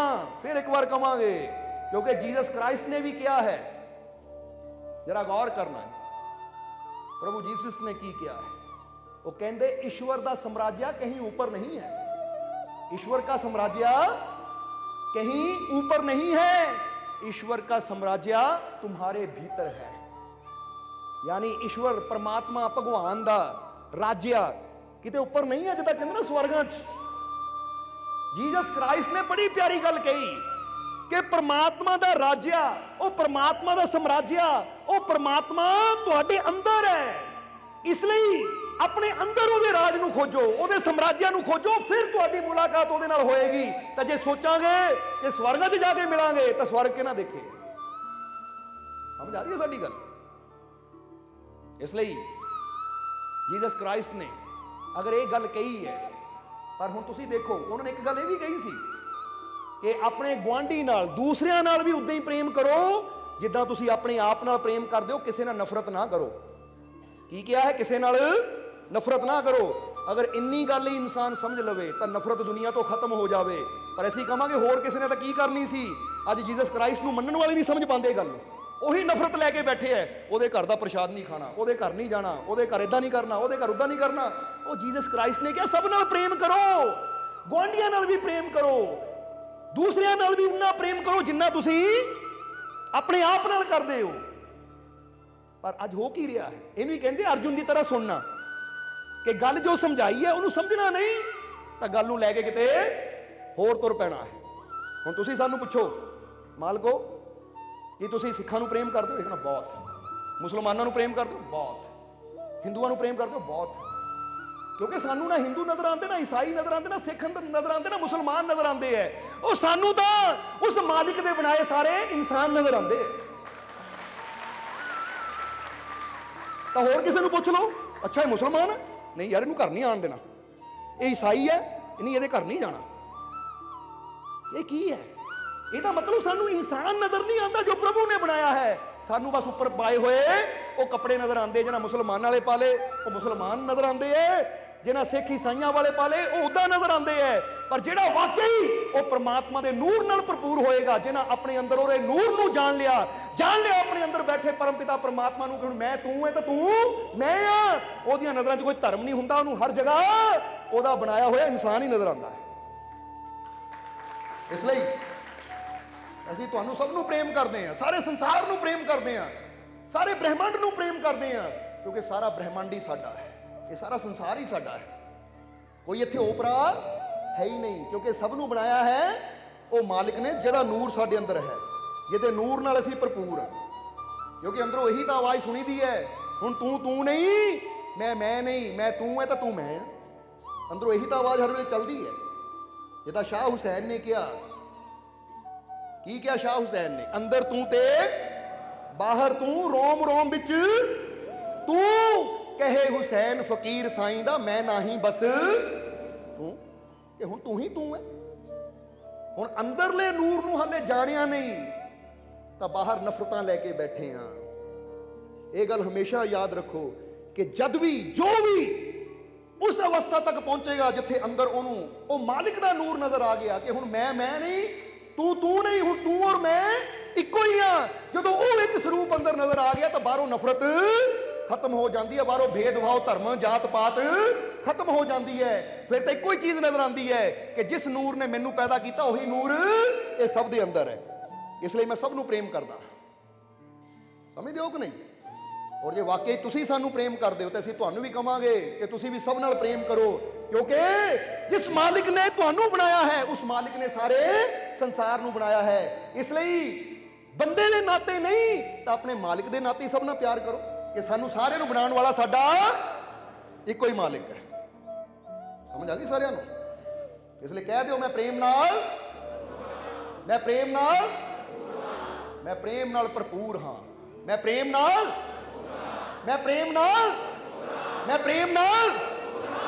ਇਸ ਲਈ ਆਪਣੇ ਆਪ ਨੂੰ ਪ੍ਰੇਮ ਨਾਲ ਭਰਪੂਰ ਕਰ ਲੈਣਾ ਹੈ, ਵਿਸ਼ਵਾਸ ਨਾਲ ਭਰਪੂਰ ਕਰ ਲੈਣਾ ਹੈ, ਯਕੀਨ ਨਾਲ ਭਰਪੂਰ ਕਰ ਲੈਣਾ ਹੈ ਕਿ ਮੇਰਾ ਮਾਲਿਕ ਮੇਰੇ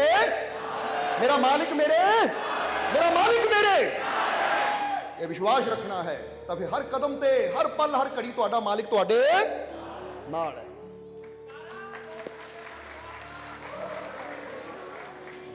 ਹੁਣ ਸਮਾਂ ਕਾਫੀ ਹੋ ਗਿਆ ਹੈ, ਇਸ ਲਈ ਆਖਰਲੇ ਵਚਨਾਂ ਦੀ ਤਰਫ ਸਤਸੰਗ ਨੂੰ ਲੈ ਕੇ ਜਾਈਏ ਹੁਣ। ਔਰ ਆਖਰਲੇ ਵਚਨਾਂ 'ਚ ਇਹੀ ਫਿਰ ਕਵਾਂਗੇ, ਕਿਉਂਕਿ ਤੁਹਾਡੇ ਅੰਦਰੋਂ ਹਰ ਸ਼ੰਕਾ ਨੂੰ ਅਸੀਂ ਖਤਮ ਕਰਨਾ ਚਾਹੁੰਦੇ ਹਾਂ।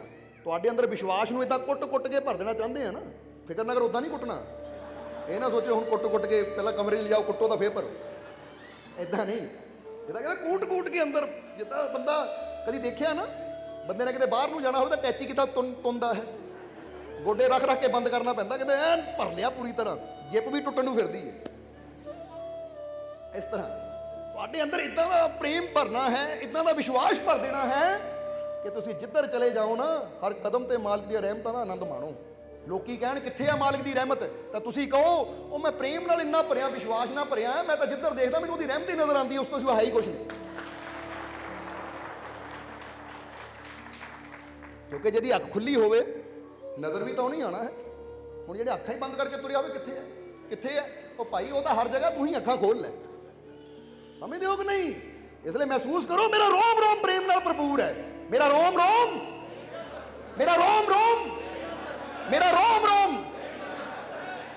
ਔਰ ਮੇਰਾ ਰੋਮ ਰੋਮ ਵਿਸ਼ਵਾਸ ਨਾਲ ਭਰਪੂਰ ਹੈ। ਮੇਰਾ ਰੋਮ ਰੋਮ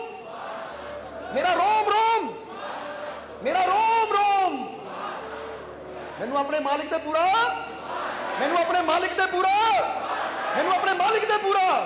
ਮੇਰੀਆਂ ਝੋਲੀਆਂ ਰਹਿਮਤ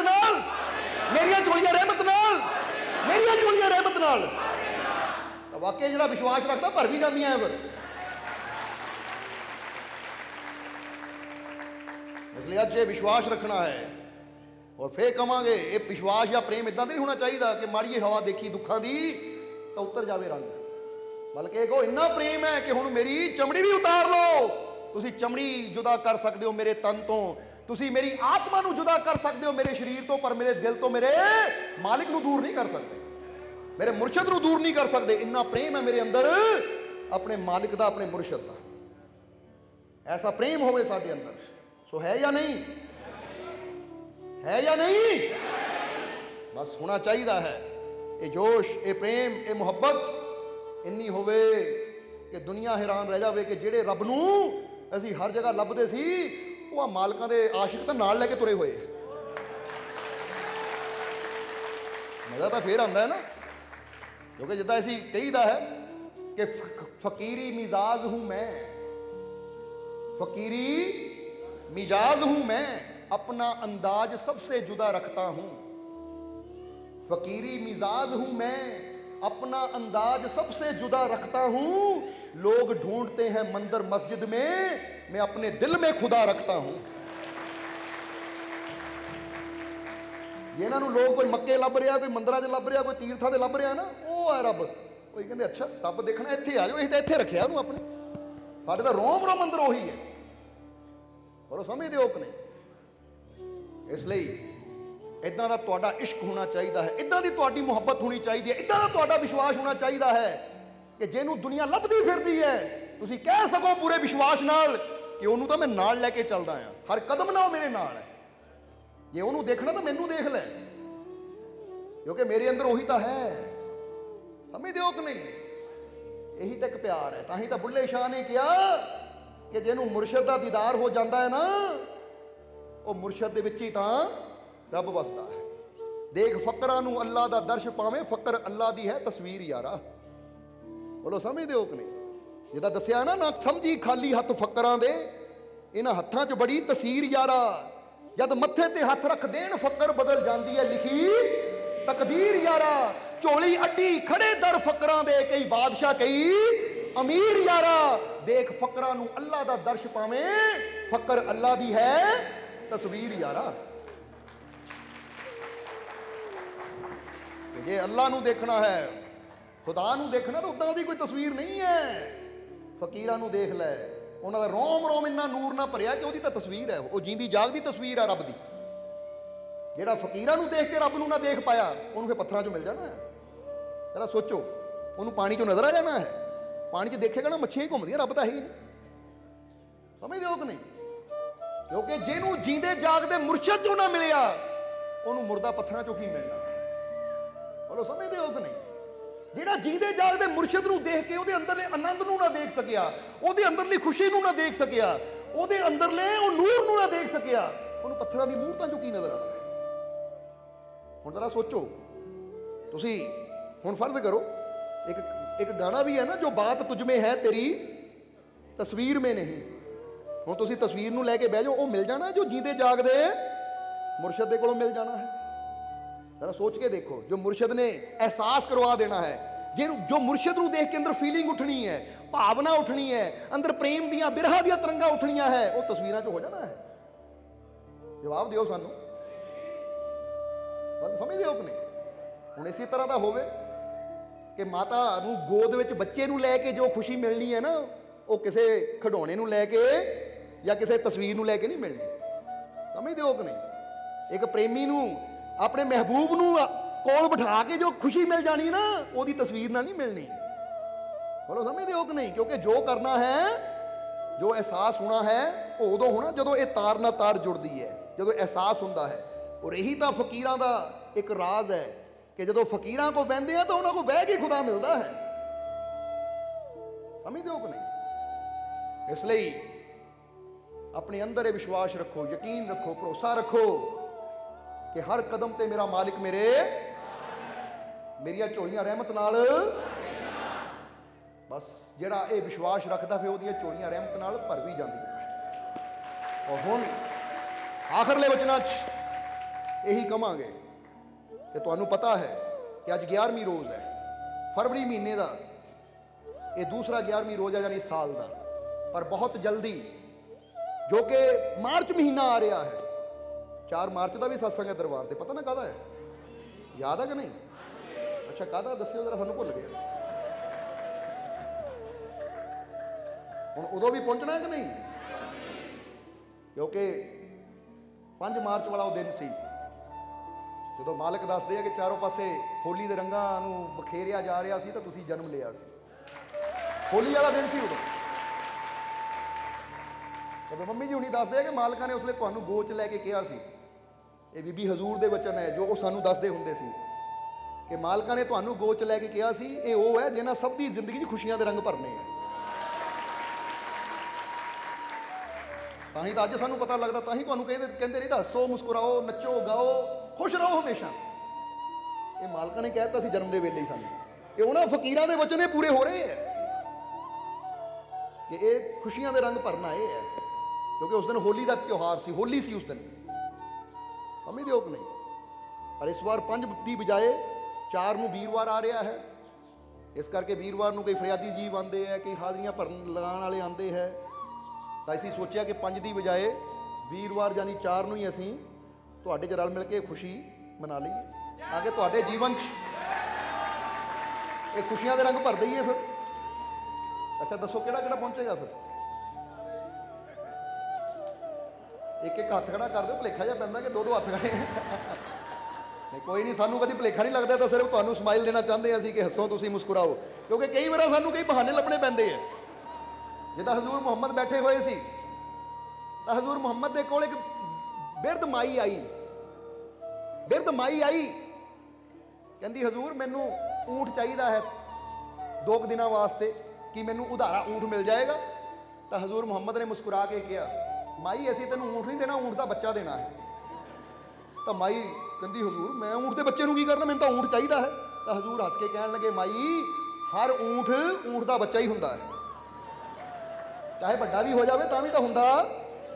ਬਾਅਦ ਚੋਂ ਮਾਈ ਹੱਸੀ, ਕਹਿੰਦੇ ਬਸ ਤੈਨੂੰ ਇਹ ਹਸਾਉਣ ਵਾਸਤੇ ਅਸੀਂ ਇਹ ਗੱਲ ਕਹੀ ਸੀ, ਕਿਉਂਕਿ ਊਂਠ ਚਾਹੇ ਜਿੱਡਾ ਮਰਜ਼ੀ ਹੋ ਜਾਵੇ ਹੈ ਤਾਂ ਕਿਸੇ ਊਂਠ ਦਾ ਬੱਚਾ ਹੀ ਹੈ ਨਾ। ਹੁਣ ਅੱਜ ਤੁਸੀਂ ਕਹੋ ਜੀ ਮੈਂ 70 ਸਾਲ ਦਾ, ਹੈਗੇ ਤਾਂ ਮਾਤਾ ਪਿਤਾ ਦੇ ਬੱਚੇ ਹੀ ਹੋ। ਇਸੇ ਤਰ੍ਹਾਂ ਕਈ ਵਾਰ ਫਕੀਰ ਉਹ ਵੀ ਗੱਲ ਕਰ ਦਿੰਦੇ ਐ ਸਾਨੂੰ ਖੁਸ਼ ਕਰਨ ਦੀ ਖਾਤਰ, ਸਾਨੂੰ ਹਸਾਉਣ ਦੀ ਖਾਤਰ, ਕਿਉਂਕਿ ਫਿਰ ਦੱਸਾਂਗੇ ਜੇ ਫਕੀਰਾਂ ਨੇ ਸਾਡੇ ਜੀਵਨ 'ਚ ਖੁਸ਼ੀਆਂ ਨਹੀਂ ਭਰਨੀਆਂ ਤਾਂ ਹੋਰ ਕਿੱਥੋਂ ਮਿਲਣੀਆਂ? ਆ ਦੁਨੀਆ ਦੇ ਤਾਂ ਲੋਕ ਪੱਥਰ ਲੈ ਕੇ ਖੜੇ ਰਹਿੰਦੇ ਆ, ਯਾਨੀ ਇਦਾਂ ਦੇ ਪੱਥਰ ਨਹੀਂ ਹੱਥ 'ਚ, ਉਹ ਗੱਲਾਂ ਦੇ, ਉਹ ਕਰਮਾਂ ਦੇ ਪੱਥਰ। ਇਦਾਂ ਦਾ ਕਰਮ ਕਰਨਾ ਇਹਨੂੰ ਤਕਲੀਫ ਦੇਣੀ ਹੈ, ਇਦਾਂ ਦਾ ਬੋਲ ਬੋਲਣਾ ਇਹਨੂੰ ਤਕਲੀਫ ਦੇਣੀ ਹੈ। ਉਹ ਤਾਂ ਇਦਾਂ ਦੀਆਂ ਗੱਲਾਂ ਦੇ ਕਰਨੀ ਦੇ ਪੱਥਰ ਮਾਰਦੇ ਆ ਕਿ ਬੰਦਾ ਹੱਸਦਾ ਹੋਇਆ ਵੀ ਰੋਣ ਲੱਗ ਪੈਂਦਾ ਹੈ। ਪਰ ਫਕੀਰ ਹੀ ਆ ਜਿਹੜੇ ਰੋਂਦਿਆਂ ਹੋਇਆਂ ਨੂੰ ਵੀ ਹਸਾਉਂਦੇ ਆ। ਹੱਸ ਕੇ ਦਿਖਾਓ ਫਿਰ, ਬਸ ਇਦਾਂ, ਇਹੀ ਤਾਂ ਕੰਮ ਫਕੀਰਾਂ ਦਾ ਹੈ। ਸੋ 4 ਤਰੀਕ ਨੂੰ ਅਸੀਂ ਬਹੁਤ ਹੱਸਣਾ ਹੈ, ਆਨੰਦ ਲੈਣਾ ਹੈ, ਹੁਮ ਹੁਮਾ ਕੇ ਪਹੁੰਚਣਾ ਹੈ। 4 ਮਾਰਚ ਦਿਨ ਵੀਰਵਾਰ, ਔਰ ਸਵੇਰੇ ਟਾਈਮ ਨਾਲ ਪਹੁੰਚ ਜਾਣਾ ਹੈ ਤਾਂ ਕਿ ਖੁੱਲਾ ਟਾਈਮ ਮਿਲੇ ਤਾਂ ਖੁੱਲਾ ਆਨੰਦ ਲਈਏ, ਠੀਕ ਹੈ। ਫਿਰ ਉਸ ਤੋਂ ਬਾਅਦ ਆ ਰਹੀ ਹੈ 18 ਤਰੀਕ, 18 ਮਾਰਚ ਦਿਨ ਵੀਰਵਾਰ। ਉਸ ਦਿਨ ਹੈ ਬੀਬੀ ਹਜ਼ੂਰ ਦਾ ਦਿਨ, ਕਿਉਂਕਿ 17 ਮਾਰਚ 1916 ਨੂੰ ਬੀਬੀ ਹਜ਼ੂਰ ਦੁਨਿਆਵੀ ਤੌਰ ਤੇ ਸਾਨੂੰ ਸਾਰਿਆਂ ਨੂੰ ਅਲਵਿਦਾ ਕਹਿੰਦੇ ਹੋਏ ਉਸ ਮਾਲਿਕ 'ਚ ਸਦਾ ਵਾਸਤੇ ਲੀਨ ਹੋ ਗਏ ਸੀ।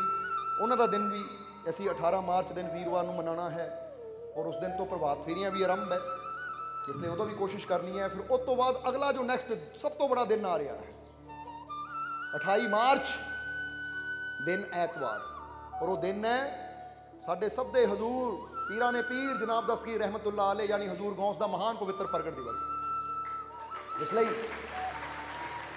ਉਸ ਦਿਨ ਹੀ ਹਜ਼ੂਰ ਦੇ ਦਰਬਾਰ ਤੇ, ਜੋ ਕਿ ਨਿਸ਼ਾਨ ਸਾਹਿਬ ਦੀ ਉਸਾਰੀ ਦਾ ਕੰਮ ਚੱਲ ਰਿਹਾ ਹੈ, ਕਿਉਂਕਿ 151 ਫੁੱਟ ਉੱਚਾ ਹਜ਼ੂਰ ਦਾ ਨਿਸ਼ਾਨ ਸਾਹਿਬ ਜੋ ਤਿਆਰ ਹੋ ਰਿਹਾ ਹੈ, 28 ਮਾਰਚ ਨੂੰ ਹੀ ਪਹਿਲੀ ਵਾਰ ਉਹ ਨਿਸ਼ਾਨ ਸਾਹਿਬ ਦੀ ਚੜ੍ਹਾਈ ਹੋਏਗੀ। ਔਰ ਤੁਸੀਂ ਸਾਰੇ ਜੀ ਬੜਾ ਸਹਿਯੋਗ ਦੇ ਰਹੇ ਹੋ, ਬੜੀ ਸਹਿਯੋਗ ਦੀ ਜ਼ਰੂਰਤ ਵੀ ਹੈ, ਕਿਉਂਕਿ ਜਿੰਨੇ ਵੀ ਇਹ ਪ੍ਰੋਗਰਾਮ ਹੁੰਦੇ ਆ ਨਾ, ਇਹ ਪ੍ਰੇਮੀਆਂ ਦੇ, ਪਿਆਰਿਆਂ ਦੇ ਸਹਿਯੋਗ ਦੇ ਨਾਲ ਹੀ ਹੁੰਦੇ ਆ।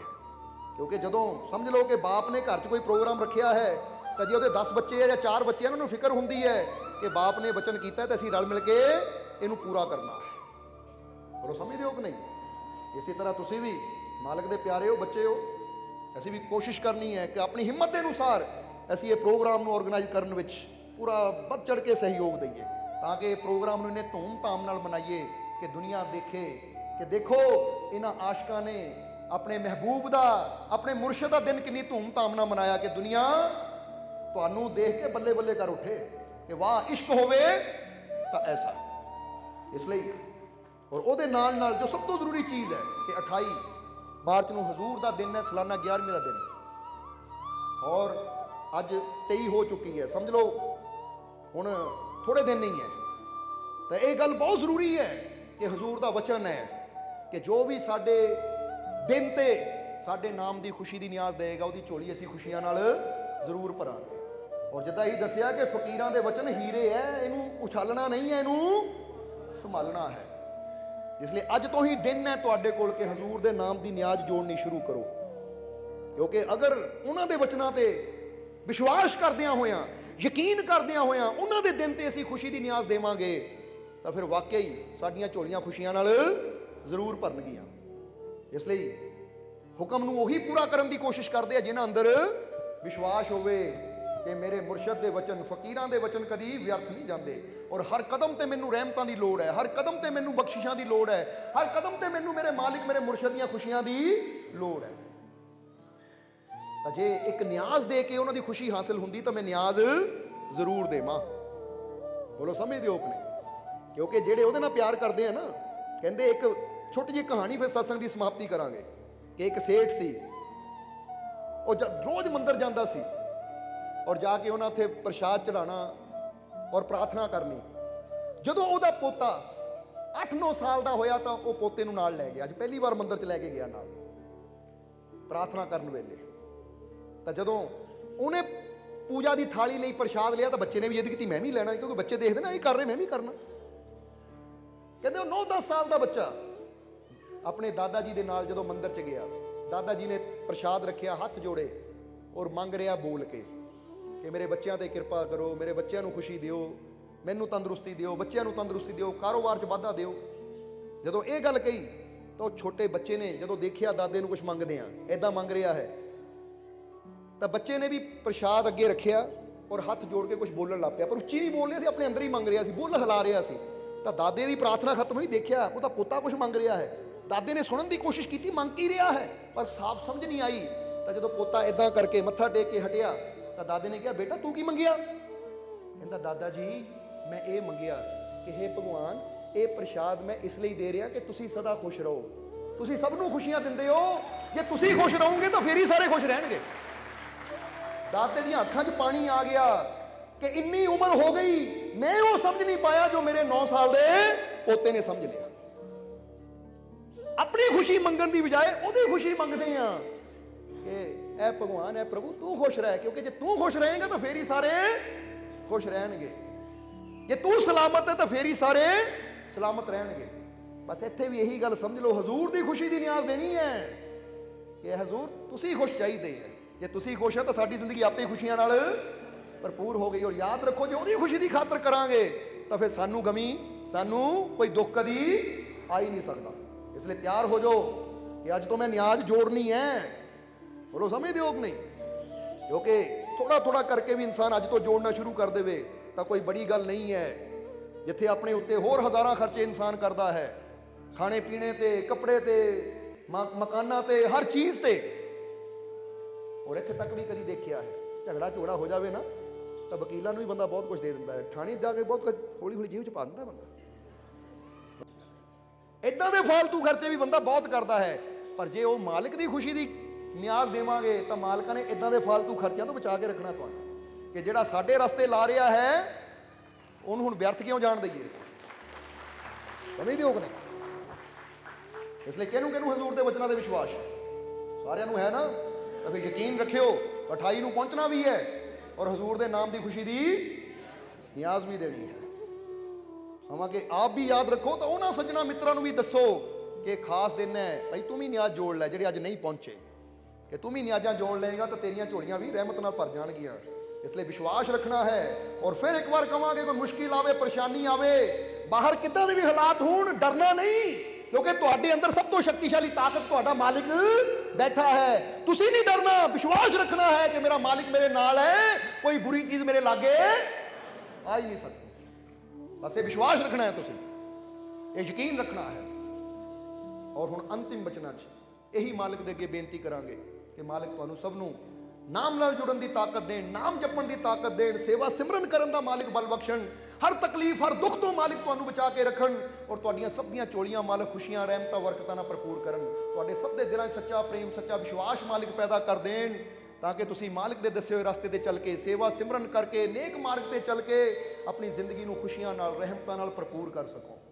ਔਰ ਅੱਜ ਜਿੰਨੇ ਵੀ ਜੀਵ ਉਸ ਮਾਲਿਕ ਦੇ ਦਰ ਤੇ ਪਹੁੰਚੇ ਹੈ, ਮਾਲਿਕ ਤੁਹਾਡੀਆਂ ਸਭ ਦੀਆਂ ਹਾਜ਼ਰੀਆਂ ਆਪਣੇ ਦਰ ਤੇ ਕਬੂਲ ਕਰਨ, ਤੁਹਾਡੀਆਂ ਫਰਿਆਦਾਂ ਮਾਲਿਕ ਪੂਰੀਆਂ ਕਰਨ, ਤੁਹਾਡੀਆਂ ਝੋਲੀਆਂ ਮਾਲਿਕ ਖੁਸ਼ੀਆਂ ਨਾਲ ਭਰਪੂਰ ਕਰਨ। ਜਿਹੜੇ ਅੱਜ 11ਵੀਂ ਰੋਜ਼ ਦੇ ਪਵਿੱਤਰ ਦਿਨ ਤੇ ਹਜ਼ੂਰ ਦੇ ਨਾਮ ਦੀ ਨਿਆਜ਼ ਲੈ ਕੇ ਆਏ ਹੈ, ਜੇ ਕੋਈ ਆਪਣੀ ਤਕਲੀਫ ਦੁੱਖ ਦੀ ਨਿਆਜ਼ ਲੈ ਕੇ ਆਇਆ ਹੈ ਤਾਂ ਜਿਸ ਭਾਵਨਾ ਨਾਲ ਜੀਵ ਨਿਆਜ਼ ਲੈ ਕੇ ਆਇਆ ਹੈ, ਮਾਲਿਕ ਉਹਦੀ ਉਹ ਭਾਵਨਾ ਨੂੰ, ਕਾਮਨਾ ਨੂੰ ਪੂਰਾ ਕਰਨ।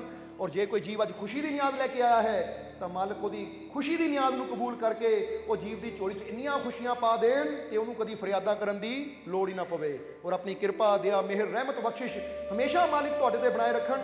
ਇਹੀ ਸਾਡੀ ਉਸ ਮਾਲਕ ਦੇ ਚਰਨਾਂ 'ਚ ਅਰਦਾਸ ਬੇਨਤੀ ਹੈ। ਔਰ ਹੁਣ ਅੰਤ ਵਿੱਚ ਤੁਹਾਡੇ ਸਭ ਦੇ ਅੰਦਰ ਵਸਦੇ ਉਸ ਮਾਲਕ ਨੂੰ ਅਸੀਂ ਪ੍ਰਣਾਮ ਕਰਦੇ ਹਾਂ। ਸਾਡਾ ਪ੍ਰਣਾਮ ਸਵੀਕਾਰ ਕਰੋ। ਜੈ ਮਾਲਕਾਂ ਦੀ।